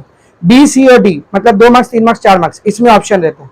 सेक्शन ए में कोई ऑप्शन नहीं होता। 10 एमसीक्यू कंपलसरी, 10 एमसीक्यू कंपलसरी, और उसके बाद 8 1 मार्क्स वाले क्वेश्चन कंपलसरी, ठीक है ना, 8 या 7 कितने तो रहते, तो ये सब कंपलसरी होते हैं, इसमें कोई ऑप्शन नहीं होता। और ये सब 1-1 मार्क्स वाला क्वेश्चन है, एमसीक्यू भी और वो 1 मार्क्स वाले क्वेश्चन भी। खाली जो मैथ्स होता है उसका एमसीक्यू 2 मार्क्स का होता है बस, बाकी फिजिक्स, केमिस्ट्री, बायो का एमसीक्यू 1-1 मार्क्स का रहता है। अब इसकी बुरी बात ये है, अगर आपने एकदम परफेक्ट आंसर लिखा है, राइट लिखा है, तो हम लोग चेक करेंगे, 1 मार्क्स देंगे। और आंसर डामाडोल है, आधा सही आधा गलत है, तो आधा तो सही था ना सर, साइन करके हाफ मार्क्स देना चाहिए था ना, नहीं, नॉट अलाउड। आधा भी गलत है अगर आंसर, तो उधर क्रॉस मार्क करके हमको 0 लिखना। We can not give half marks. अब वो टीचर्स पे डिपेंड करता है। अच्छे टीचर्स होते हैं, अगर थोड़े बहुत बोलते जान दो बच्चा निकल जाएगा, थोड़ा पास हो जाएगा, तो अपने जेब में ब्लू पेन रखे रहती है, ब्लू पेन निकाल के उधर आगे लिख देते, आंसर को करेक्ट कर देते, अपने हाथ से कर देते। इसीलिए टीचर लोग बोलते हैं बोर्ड का पेपर ब्लू पेन से लिखा करो।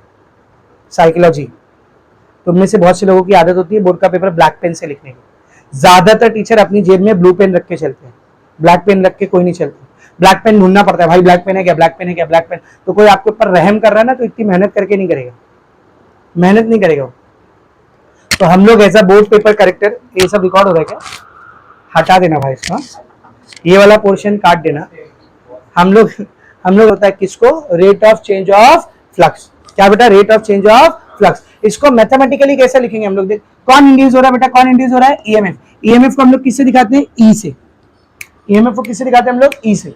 तो E is directly proportional to, ये सिंबल किसका होता है, directly proportional to what, rate of change. Application of derivative याद है, रेट ऑफ चेंज हम लोग कैसे निकालते हैं, डेरिवेटिव की मदद से ना। तो rate of change of flux with respect to time, d∅dt।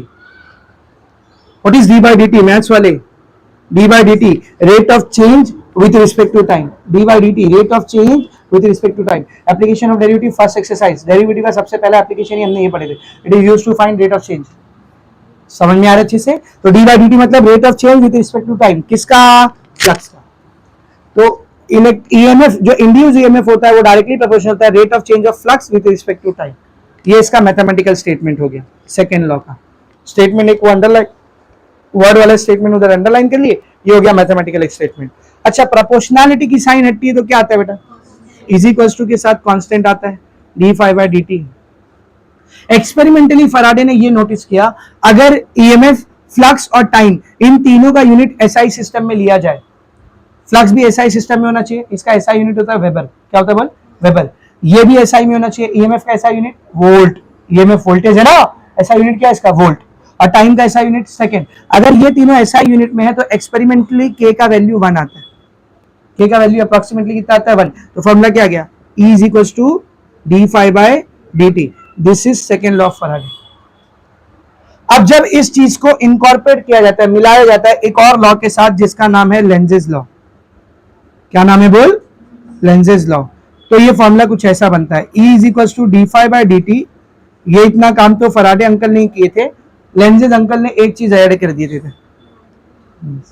According to Lenz's यहाँ पर क्या आना चाहिए, ये क्यों आता है, अगला टॉपिक अपना वही है, लेंजेस लॉ ही अभी मैं आपको समझाने वाला। तो this is the formula for induce EMF, पूरा चैप्टर इसी फॉर्मूले के ऊपर टिका हुआ। आगे जितने भी डेरिवेशन, न्यूमेरिकल जो भी करने वाले, सबकी शुरुआत इसी फॉर्मूले से होगी, E is equals to minus d∅dt। अगर आप कॉलेज पे थोड़ा बहुत भी ध्यान देते हो और आपके टीचर थोड़ा बहुत भी पढ़ाते हैं, तो जब ये चैप्टर चल रहा होगा तो आपके टीचर का हर लेक्चर चालू ही इसी स्टेटमेंट से होता है, E is equals to minus d∅dt। तो ये सारे डेरिवेशन इसी से चालू थे, पूरा इसी के ऊपर टिका हुआ, समझ रहा है। तो what is E, induce EMF, d∅dt, rate of change of flux with respect to time. ये माइनस कहां से आया, within some time I am telling you, ये लेंजेस लॉ से आया। कहां से आया माइनस, ये माइनस कहां से आया बोल, लेंजेस लॉ से। तो this is the formula for induce EMF, सबको एकदम अच्छे से समझा, induce EMF due to EMI. EMI का फुल फॉर्म इलेक्ट्रोमैग्नेटिक इंडक्शन, ये लोन वाला ईएमआई नहीं है, ठीक है ना, दिस इज इलेक्ट्रोमैग्नेटिक इंडक्शन, एकदम अच्छे से समझा। तो ये फॉर्मूला आपको वहां पे भी मिल जाएगा। तो फैराडेज लॉ आई होप आप सबको एकदम अच्छे से समझा। हाँ, बस एक चीज इधर और मैं ऐड कर दूं, अभी थोड़ी देर पहले मैं आपको बता रहा था कि ईएमएफ का जो इंडक्शन होता है, ईएमएफ का जो मैग्नीट्यूड होता है, वो सिर्फ वेलोसिटी पर डिपेंड नहीं करती, वो और किस पर डिपेंड करती है, नंबर ऑफ टर्न्स पे भी डिपेंड करती है। तो जब मैं d∅dt लिख रहा हूं तो यहाँ वेलोसिटी अपने आप आ गई। ज्यादा वेलोसिटी से मैग्नेट लाओगे तो फ्लक्स जल्दी जल्दी बढ़ेगा, कम वेलोसिटी से मैग्नेट लाओगे तो फ्लक्स धीरे धीरे बढ़ेगा। तो यहाँ पर वेलोसिटी अपने आप आ चुकी है, यहाँ पर वेलोसिटी अपने आप आ चुकी है। दूसरी चीज बची कौन सी, नंबर ऑफ टर्न। तो इस फॉर्मूले में नंबर ऑफ टर्न लेकर के आ जाओ, तो नंबर ऑफ टर्न आएगा तो ये फॉर्मूला कैसा बन जाएगा, सब लोग ध्यान से लिखना। For n number of turns, for n number of turns in the coil, coil में अगर n नंबर ऑफ टर्न्स रहेगा तो ये फॉर्मूला हो जाएगा। ये हम लोग ऐसा मान के चलते हैं, ये जो ईएमएफ इंड्यूस हुआ है ये एक टर्न में इंड्यूस हुआ है, तो n टर्न में कितना इंड्यूस होगा, n से मल्टीप्लाई कर दो, E विल बी बोलो माइनस n इंटू d∅dt, खाली इधर n आ गया, खत्म, फिनिश। समझा अच्छे से, इंड्यूस ईएमएफ का फॉर्मूला समझा। तो यहाँ पर चैप्टर के पहले दो टॉपिक हो गए। पहला टॉपिक क्या था, फराडे के लॉ के फराडे के एक्सपेरिमेंट के ऑब्जर्वेशन, एक कॉइल मैग्नेट का ऑब्जर्वेशन है और एक दो कॉइल का ऑब्जर्वेशन। वो तो पूरा थ्योरी था, इसीलिए मैंने कुछ लिखा है नहीं, पढ़ के समझ में आ गया ना सबको। सेकंड टॉपिक क्या था, Faraday's laws of electromagnetic induction. तो टोटल कितने लॉज है बेटा, दो, फर्स्ट लॉ और सेकंड लॉ, दोनों लॉ एकदम अच्छे समझा। सेकंड लॉ से हमने ये फॉर्मूला निकाले, इसमें ये माइनस, फिर से मैं बोल रहा हूं, इसमें ये माइनस फैराडेज लॉ की वजह से नहीं आया है, ये माइनस किसकी वजह से आया है, लेंजेस लॉ की वजह से आया। तो अगला जो टॉपिक है अपना वो वही है, लेंजेस लॉ। मिली हेडिंग,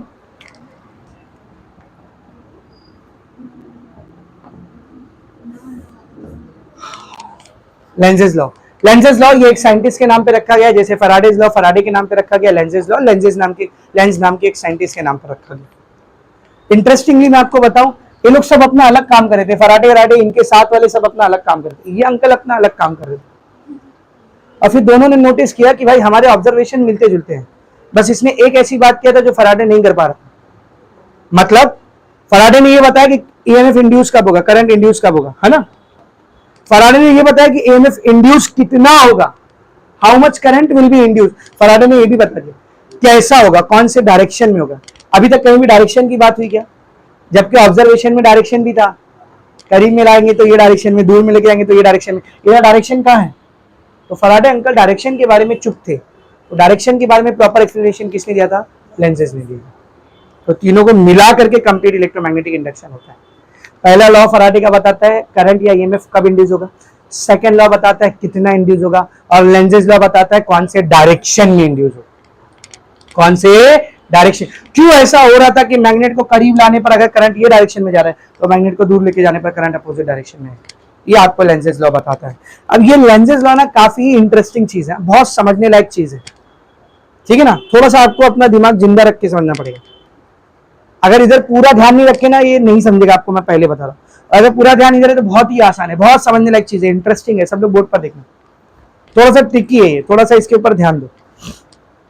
लेंजेस लॉ को एक्सप्लेन करने से पहले मैं आपको एक बात बता दूं कि बेटा जब भी किसी भी सर्किट से करंट फ्लो करता है उसके सराउंडिंग में क्या बनती है, मैग्नेटिक फील्ड। उसके सराउंडिंग में क्या बनती है, मैग्नेटिक फील्ड। अगर वो सर्किट ऐसा सीधा सीधा है, अगर वो वायर ऐसा सीधा सीधा है, ऐसा करंट जा रहा है, तो मैग्नेटिक फील्ड का डायरेक्शन कैसा निकालते हैं, राइट हैंड थंब रूल, याद है ना। वायर को राइट हैंड में इमेजिन करो, थंब करंट के डायरेक्शन में, तो फिंगर्स का जो डायरेक्शन रहता है किसका डायरेक्शन देता है बोल, मैग्नेटिक फील्ड का। ये किसका डायरेक्शन देता है बोल, मैग्नेटिक फील्ड का। लेकिन क्या होगा अगर वायर स्ट्रेट होने की बजाय कॉइल हो, वायर कैसा हो बोल, कॉइल हो। तो अगर वायर कॉइल रहेगा, ऐसा कॉइल रहेगा, इसमें ऐसा करंट जा रहा है, अब मैग्नेटिक फील्ड कैसे प्रोड्यूस होगा, अब मैग्नेटिक फील्ड कैसे प्रोड्यूस होगा, वो चीज इंपॉर्टेंट है, वो चीज इंपॉर्टेंट है। सबको समझ में आ रहा है अच्छे से, ठीक है ना। तो इसके लिए मैं आपको एक ट्रिक दिखा रहा हूँ, एक ट्रिक सिखा रहा हूँ। टेक्स्ट बुक में आपको लॉ यूज करने बोला है, नहीं ज्यादा अपने आप को परेशान मत करो, मैं सीधा आपको एक ट्रिक बता रहा हूँ।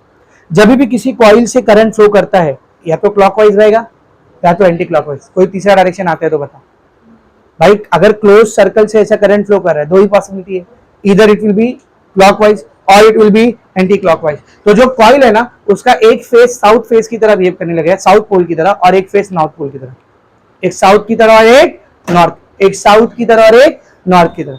अब कौन सा साउथ की तरह बिहेव करेगा, कौन सा नॉर्थ की तरह बिहेव करेगा, पीछे से एक वो पास कर दो प्लेट, और साफ पास करना, उसी में बैठ के बिरयानी भी खा लूंगा, पास कर।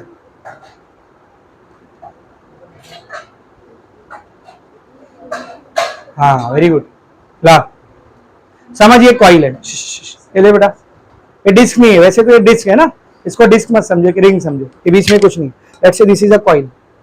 अब इसमें से करंट दो ही तरीके से बह सकता है, या तो क्लॉकवाइज या तो एंटी क्लॉकवाइज। अब मेरी एक बात ध्यान से सुनना, आप इसको सामने से देख रहे हो, समझ करंट क्लॉकवाइज बह रहा है, कैसे बह रहा है, क्लॉकवाइज। मैं जब इसको पीछे से देखूंगा ना तो जो करंट आपको क्लॉकवाइज दिख रहा है ना वही करंट मेरे को एंटी क्लॉकवाइज दिखेगा। माँ का समझ, इमेजिन करो, इसको इमेजिन करो, ऐसा नहीं समझेगा, ऐसा समझेगा, ऐसा बैठो ताकि आपको दोनों फेस दिखे।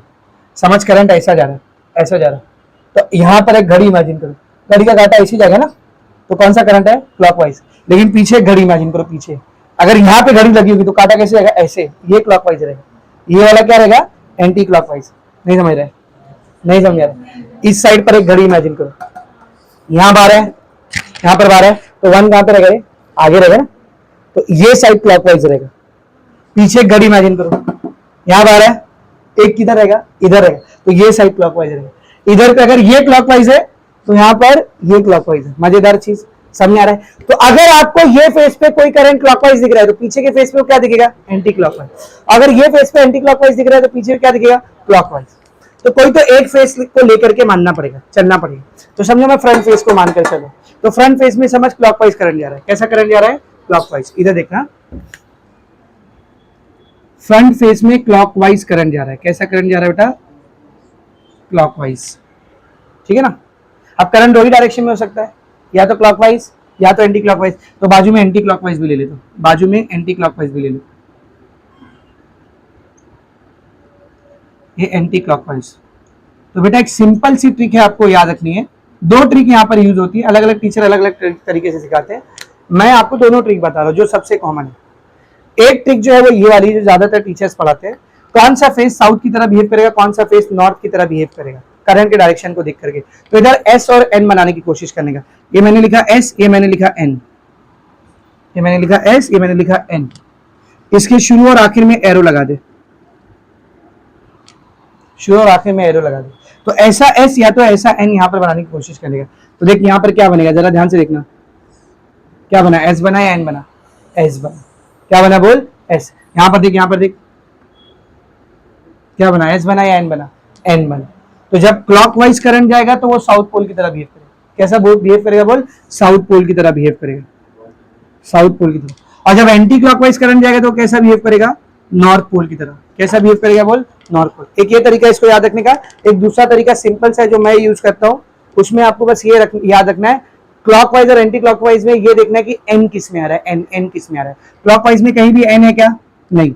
एंटी क्लॉकवाइज में एन है, जी सर है ना, ये एन है, दिख रहा है ये एन, तो ये एन से आया नॉर्थ पोल। तो अगर anti clockwise north pole, anti clockwise north pole, तो क्लॉकवाइज साउथ। समझा या नहीं समझा? तो दो तरीका है आपको याद रखने का, दो तरीका आपको याद रखने का।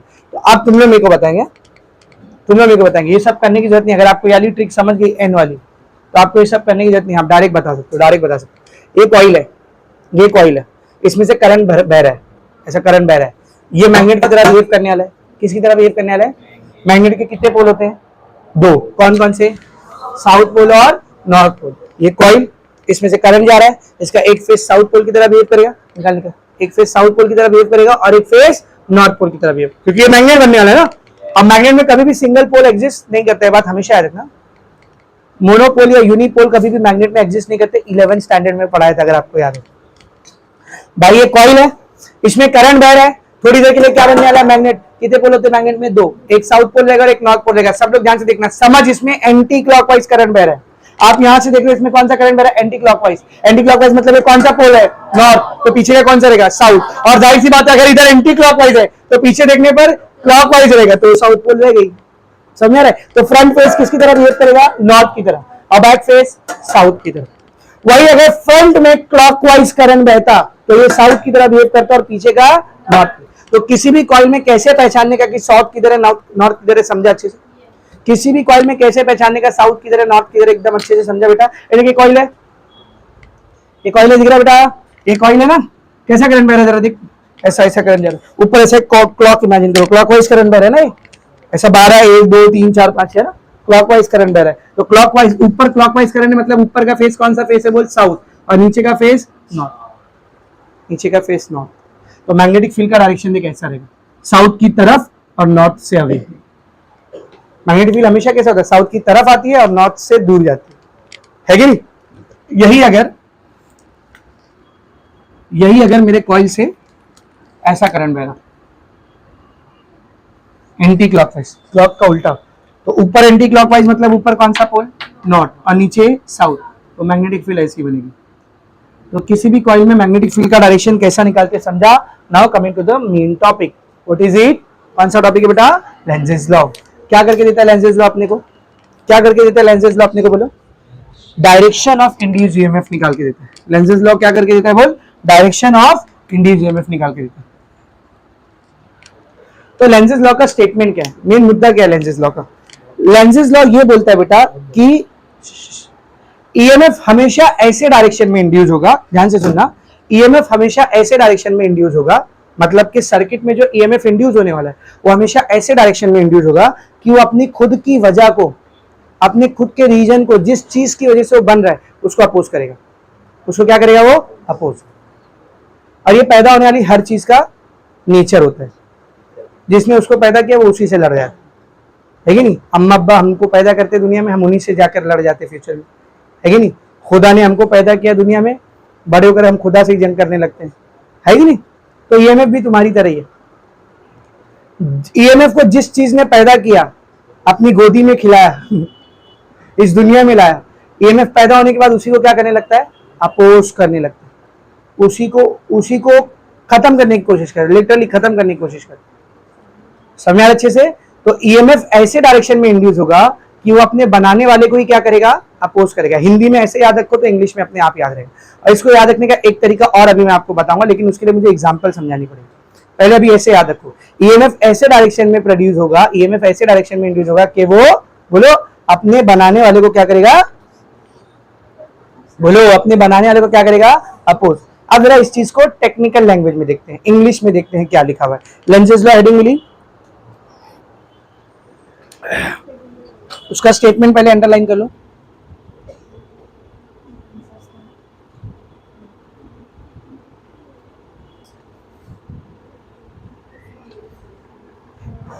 Application of Lenz's law heading है, देख, एप्लीकेशन ऑफ लेंसेज लॉ मिला, उसके ऊपर 1 2 3 तीसरी लाइन इन शॉर्ट के आगे, इन शॉर्ट के आगे मिला, नहीं वहां नहीं, छोड़ो, उस पैराग्राफ का तीसरा लाइन देख, अकॉर्डिंग टू दिस रूल मिला, अकॉर्डिंग टू दिस रूल क्या लिखा देख, the direction of induced current in a circuit is such that the magnetic current in a circuit is such that the magnetic field produced by the induced current opposes the change in the magnetic flux that induces the current। एक तो ये statement हो गया, एक इससे simple वाला दूं, वो नीचे है, नीचे की 3 लाइन, उसी पैराग्राफ की 3 लाइन, इन शॉर्ट के आगे, the induced EMF tend to set up a current the action of which opposes the change that causes is.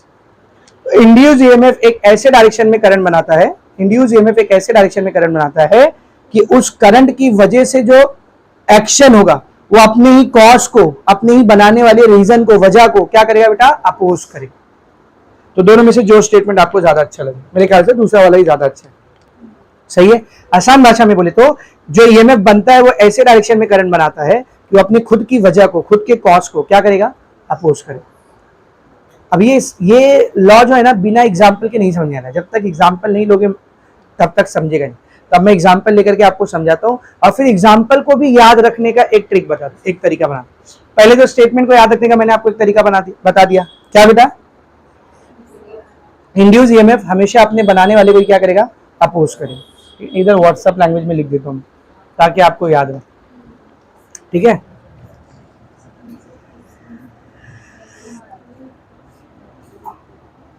Induce EMF अपने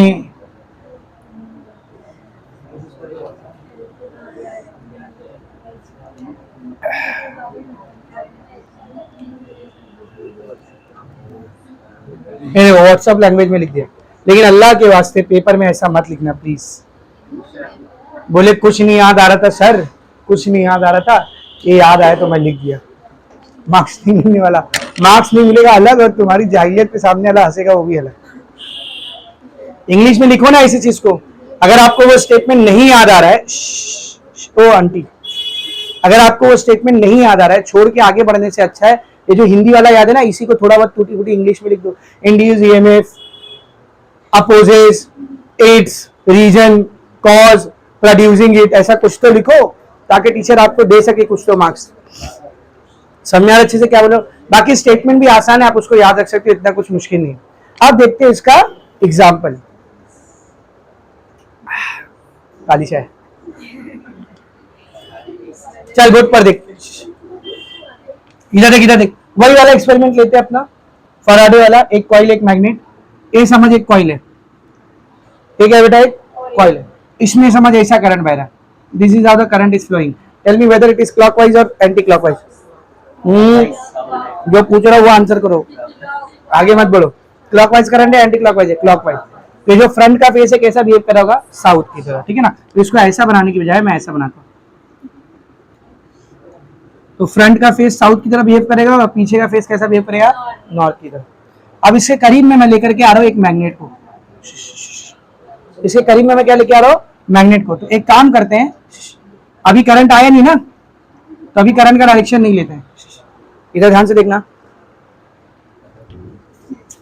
ये भाई एक मैग्नेट है, ये इस मैग्नेट का नॉर्थ पोल है, ये इस मैग्नेट का साउथ पोल है, ये कॉइल है, इधर सुनो, ये कॉइल है, इस मैग्नेट को मैं कॉइल के करीब लेके जा रहा हूं। इस मैग्नेट को मैं कहां लेके जा रहा हूं, इस कॉइल में क्या होगा बोल, ईएमएफ इंड्यूस होगा। अभी पढ़े ना एक्सपेरिमेंट में कि दोनों में से एक भी मूव किया तो कॉइल में क्या इंड्यूस होने वाला है, ईएमएफ। तो मैं थोड़ी पीऊं, अच्छा थैंक यू। तो जब मैग्नेट को कॉइल के करीब लेके आएंगे तो इसमें क्या इंड्यूस होने वाला है, ईएमएफ। ईएमएफ इंड्यूस होने वाला है मतलब क्या इंड्यूस होने वाला है, करंट। तो करंट आएगा तो दो ही डायरेक्शन में आ सकता है कॉइल में, या तो क्लॉकवाइज या तो एंटी क्लॉकवाइज। तो दोनों एग्जांपल लेते हैं, एक में मान के चलते कि क्लॉकवाइज करंट आ रहा है ऐसा, और एक में मान के चलते कि एंटी क्लॉकवाइज आ रहा है। अब देख कितना आसान है, अगर ये आपको समझ गया तो कितना आसान है। अगर करंट क्लॉकवाइज बहेगा, अगर करंट क्लॉकवाइज बहेगा तो सामने का फेस कैसा बिहेव करेगा, और अगर एंटी क्लॉकवाइज बनेगा तो। अब मेरा आपसे क्वेश्चन है, ये सामने का फेस कैसा होना चाहिए कि वो आने वाले मैग्नेट को अपोज करे, साउथ या नॉर्थ। अगर ये सामने का फेस साउथ रहेगा तो ये इस मैग्नेट को क्या करेगा, खींचेगा। बोले आओ, आप पहले से आ रहे थे और खींचेगा, मैं भी हेल्प करता हूं आने में। मैग्नेट पहले से आ रहा था और ये कॉइल में बनने वाला करंट उसको और क्या करेगा, हेल्प करेगा। बोले आपसे अकेले नहीं हो रहा, मैं भी हेल्प करता हूँ, आओ खींचेगा उसको। तो ये अपोज कर रहे हैं, हेल्प कर रहे हैं, हेल्प कर रहे हैं। तो ये वाला केस क्या हो गया रे, कैंसिल। कौन सा केस बचा?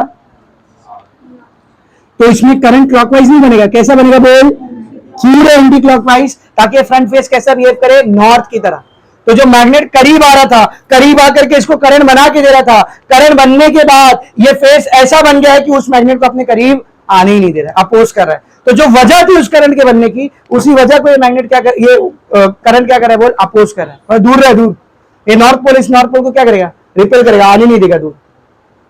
तो अगर आप चाहते हो कि मैग्नेट और करीब जाए, आपको क्या करना पड़ेगा, इस नॉर्थ पोल की वजह से जो रिपल्शन हो रहा है उसके अगेंस्ट क्या करना पड़ेगा, वर्क डन करना। समझ में आ रहा है अच्छे से? Is it very much clear? तो फिर से मैं बोल रहा हूं, अगर यहां पर क्लॉकवाइज करंट बनता, अगर यहां पर क्लॉकवाइज करंट बनता, तो ये वाला फेस कैसा बिहेव करता, साउथ की तरफ।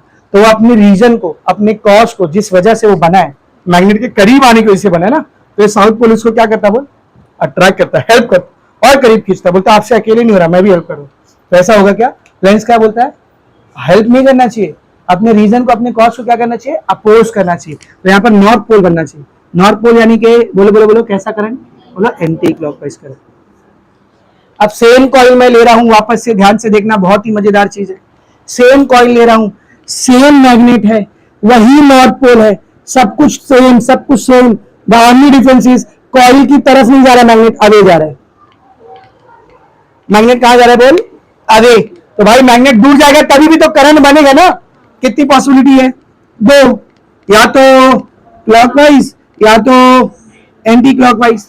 क्लॉकवाइज बनेगा तो फेस कैसा बिहेव करेगा, एंटी क्लॉकवाइज बनेगा तो कैसा बिहेव करेगा, नॉर्थ की तरह।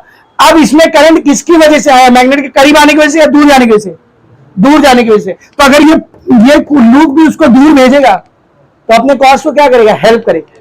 यहां पर कॉज क्या था, मैग्नेट का दूर जाना। करंट किस वजह से बन रहा है यहां पर बोलना, मैग्नेट के दूर जाने की वजह से।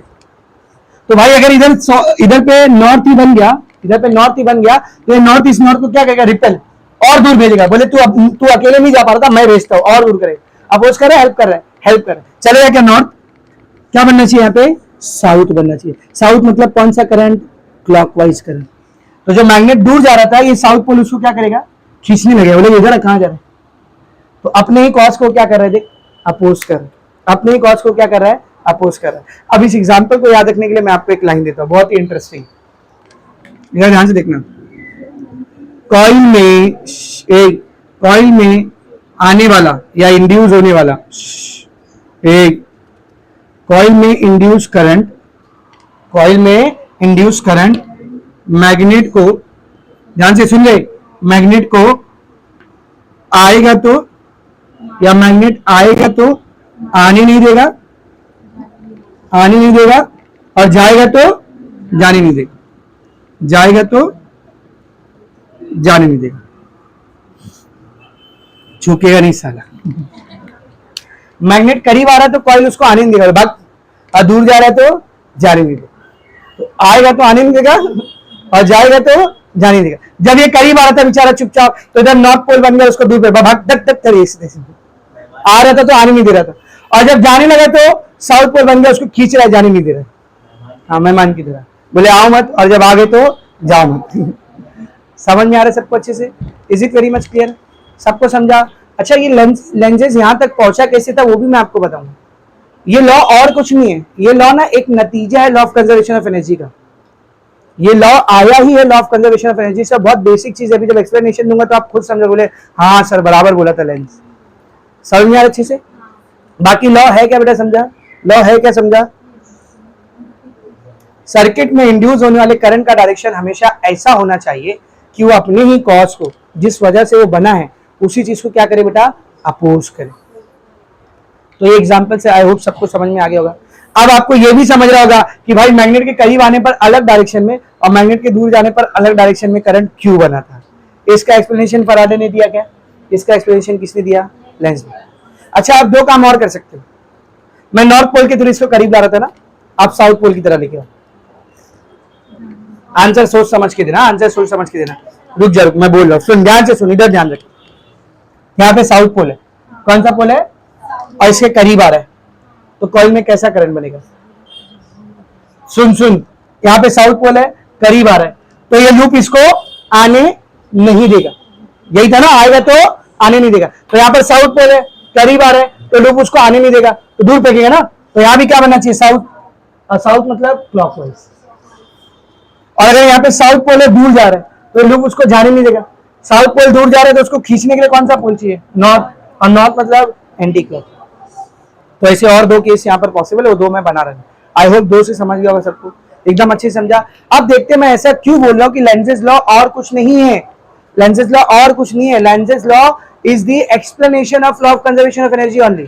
समझ में आ रहा है? उधर पर लिखा हुआ भी है हेडिंग में, और page number 267, energy conservation in Lenz's law मिला। Energy conservation in Lenz's law, Lenz's law के अंदर और कुछ नहीं हो रहा है, एनर्जी को कंजर्व करने की कोशिश की जा रही है, मतलब के law of conservation of energy का ही इस्तेमाल हो रहा है और कुछ नहीं। तो अभी इसका एक्सप्लेनेशन मैं आपको देता हूं, तब आपको समझेगा कि कहां से आया था ये लॉ, लेंजेस कहां से इस टॉपिक के ऊपर, इस मुद्दे के ऊपर पहुंचा था, इस लॉ के ऊपर पहुंचा था। लेकिन इससे पहले मैं आपको एक चीज समझा दूं। एक मोशन या एक मशीन होती है बेटा, जिसको मैकेनिकल इंजीनियरिंग की भाषा में परपेचुअल मोशन मशीन के क्या कहते हैं, बोल? थर्मोडायनामिक्स में शायद आपको है, आई होप, शायद, पक्का नहीं है। परपेचुअल मोशन मशीन एक हाइपोथेटिकल मोशन मशीन है, एक हाइपोथेटिकल मॉडल है। परपेचुअल मोशन मशीन किसको बोलते हैं मालूम? आप कुछ वर्क मत दो, आप कुछ काम मत करो, वो मशीन आपको खुद ही एनर्जी बना के देगी। वो मशीन आपको खुद ही एनर्जी बना करके देगी। कितनी अच्छी बात है ना, हमको कुछ नहीं करना पड़ रहा है, मशीन खुद ही हमको क्या करके दे रही है, एनर्जी बना करके दे रही है। क्या ये चीज पॉसिबल है? प्रैक्टिकली ये चीज पॉसिबल है क्या? आप बिना एनर्जी दिए दूसरी एनर्जी बना सकते हो क्या? Obviously not possible. तो प्रैक्टिकली ये चीज पॉसिबल नहीं है, ये बस एक आइडियल केस, एक हाइपोथेटिकल केस है, ऐसा रियलिटी में हो नहीं सकता। एक ऐसी मशीन बनाना जिसको मुझे कुछ वर्क ना देना पड़े और वो खुद ब खुद एनर्जी बना के दे। ये मशीन है, ये आपको एनर्जी बना करके दे रही, घूम रही है, लेकिन कैसे दे रही है? आप उसको इलेक्ट्रिकल एनर्जी दे रहे हो, काम करना पड़ रहा है आपको उसके ऊपर। बटन बंद करो, देखता है चलेगा क्या खुद ब खुद? अगर बटन करने के बाद भी ये खुद ब खुद चलते रहता तो हम लोग क्या बोलते हैं, परपेचुअल मोशन मशीन है। हाँ सर, मैं गांव में एक दिन देखा, हवा से चल रहा था वो, एनर्जी देनी पड़ रही है उसको, तो भी आप कोई ऐसा सिस्टम, कोई ऐसी मशीन नहीं बना सकते जिसको जब तक आप वर्क ना दो वो एनर्जी बना के हो सकता है क्या, बोल? नहीं। लेकिन अगर किसी दिन हमने, वैसे तो पॉसिबल नहीं, law of conservation of energy violate हो जाएगा जिस दिन ऐसा हो गया, जिस दिन ऐसा हो गया, बिना वर्क दिए एक मशीन खुद ब खुद एनर्जी बना के देने लग गई, तो law of conservation of energy क्या हो जाएगा, बोल? वायलेट हो जाएगा। उस दिन से law of conservation of energy खत्म है। तो अभी तक तो पॉसिबल नहीं, लेकिन अगर समझे फ्यूचर में हमने कोई ऐसी मशीन बना ली जिसको हमको कुछ वर्क देने की जरूरत नहीं है, वो खुद ब खुद क्या बना रही, बोल? एनर्जी बना रही, तो मशीन कौन सी मशीन कहलाएगी? Perpetual motion machine. ये अच्छा रहेगा या बुरा रहेगा? अच्छा रहेगा या बुरा रहेगा? बहुत अच्छा रहेगा। जितने भी फॉर्म ऑफ एनर्जी आप यूज कर रहे हो ना, सब फ्री में मिलने लगी, क्योंकि उसके पीछे कुछ खर्चा ही नहीं हो रहा है ना। अभी एनर्जीज को बनाने के लिए हमको वर्क करना पड़ता है, हमको एनर्जी देनी पड़ती है, और जो वर्क, जो एनर्जी हम लोग दे रहे हैं उसके लिए खर्चा लगता है, इसलिए सारी एनर्जीज हमको पैसे में मिलती है। लेट्स से इलेक्ट्रिसिटी, ये इलेक्ट्रिसिटी फ्री में नहीं बनती है। इस इलेक्ट्रिसिटी को बनाने के लिए जनरेटर लगता है, कॉइल लगता है, मैग्नेट लगता है, टरबाइन लगती है, टरबाइन को घुमाने के लिए पानी को हीट करना पड़ता है, या एटॉमिक रिएक्शन करानी पड़ती है। तो ये इतने बड़े बड़े पावर प्लांट जो काम करते हैं, बिना पैसे के काम करते हैं क्या? उनको पैसा खर्चा करना पड़ता है ना काम कराने के लिए, और वो जो पैसा खर्च करते हैं वही इलेक्ट्रिसिटी को बेच के आपसे रिसीव करते हैं। समझा रहे? लेकिन जब ये सब काम फ्री में होने लगेगा, कोई अपने को पैसा लगाना नहीं पड़ रहा, एकदम मिनिमम कॉस्ट, खाली सेटअप का कॉस्ट, बस कोई एनर्जी भी अपने को लगानी पड़ रही। तो जो बिजली मिल रही है ना, ये कौड़ी के भाव में अपने को मिलेगी अगर फ्यूचर में ऐसी कोई मशीन बन जाती है। अभी पॉसिबल है क्या परपेचुअल मोशन मशीन? अभी पॉसिबल है क्या? नहीं, बिकॉज अगर ये मशीन अभी बनती है तो it will violate law of conservation of energy. Without giving any energy as an input, you are getting energy as an output. समझ में आ रहा है? आप देख लेंजेस लॉ कहां से आया, आप सब लोग इधर बोर्ड पे देख, इधर बोर्ड पे देख, इधर बोर्ड पे देख। भाई इसमें करंट आ रहा था, करंट आ रहा मतलब ईएमएफ आ रहा है, ईएमएफ मतलब इलेक्ट्रिकल एनर्जी। अपने आप आई थी क्या एनर्जी? कहां से आई थी एनर्जी? हमने मैग्नेट को मूव करे, हमने मैग्नेट को क्या किए, मूव करे। तो हमको मैग्नेट को मूव करने में जो एनर्जी देनी पड़ रही है, वही एनर्जी यहाँ पर क्या बन के आ रही है, करंट बनकर। समझ आ रहा है? तो समझ, मैं मैग्नेट को यहां से यहां तक लेके आया, समझा? मैं मैग्नेट को यहां से यहां तक लेके आया, मेरे को 2 जूल का काम करना पड़ा। कितने जूल का काम करना पड़ा? 2 जूल। तो इसमें 2 जूल के जितना करंट बन गया, 2 जूल के जितनी इलेक्ट्रिकल एनर्जी बन गई।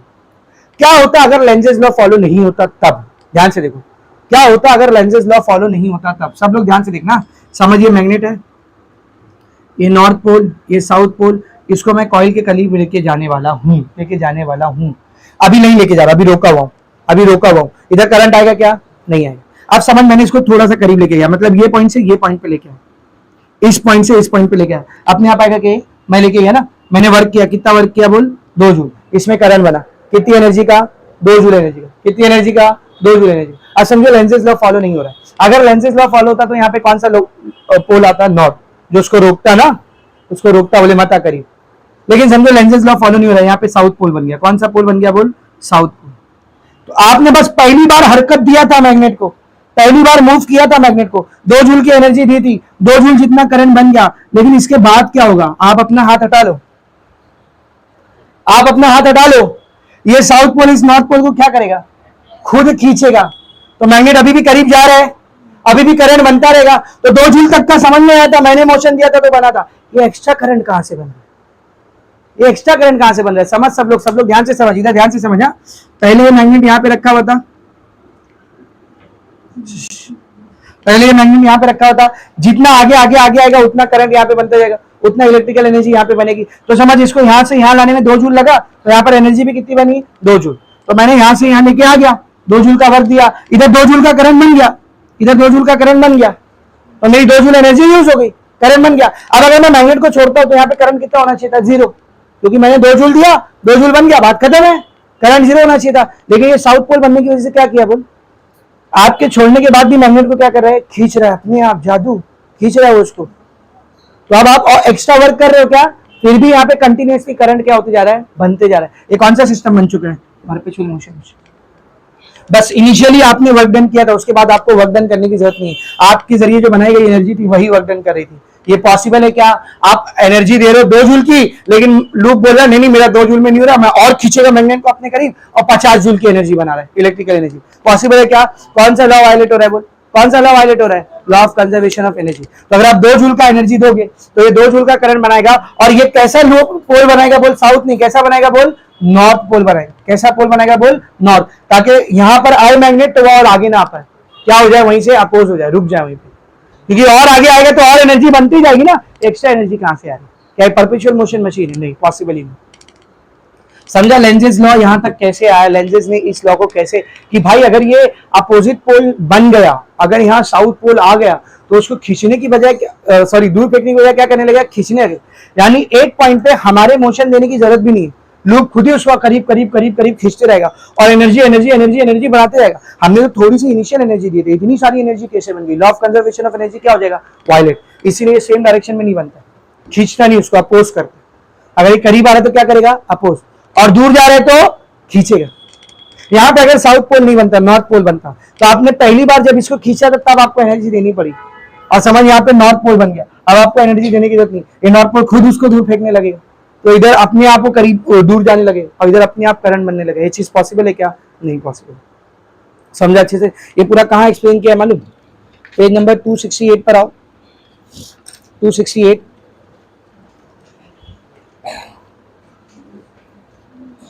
ऊपर से दूसरा पैराग्राफ, चौथी लाइन में, Lenz's law follow directly from the conservation of energy. Lenz's law और कहीं से नहीं आया।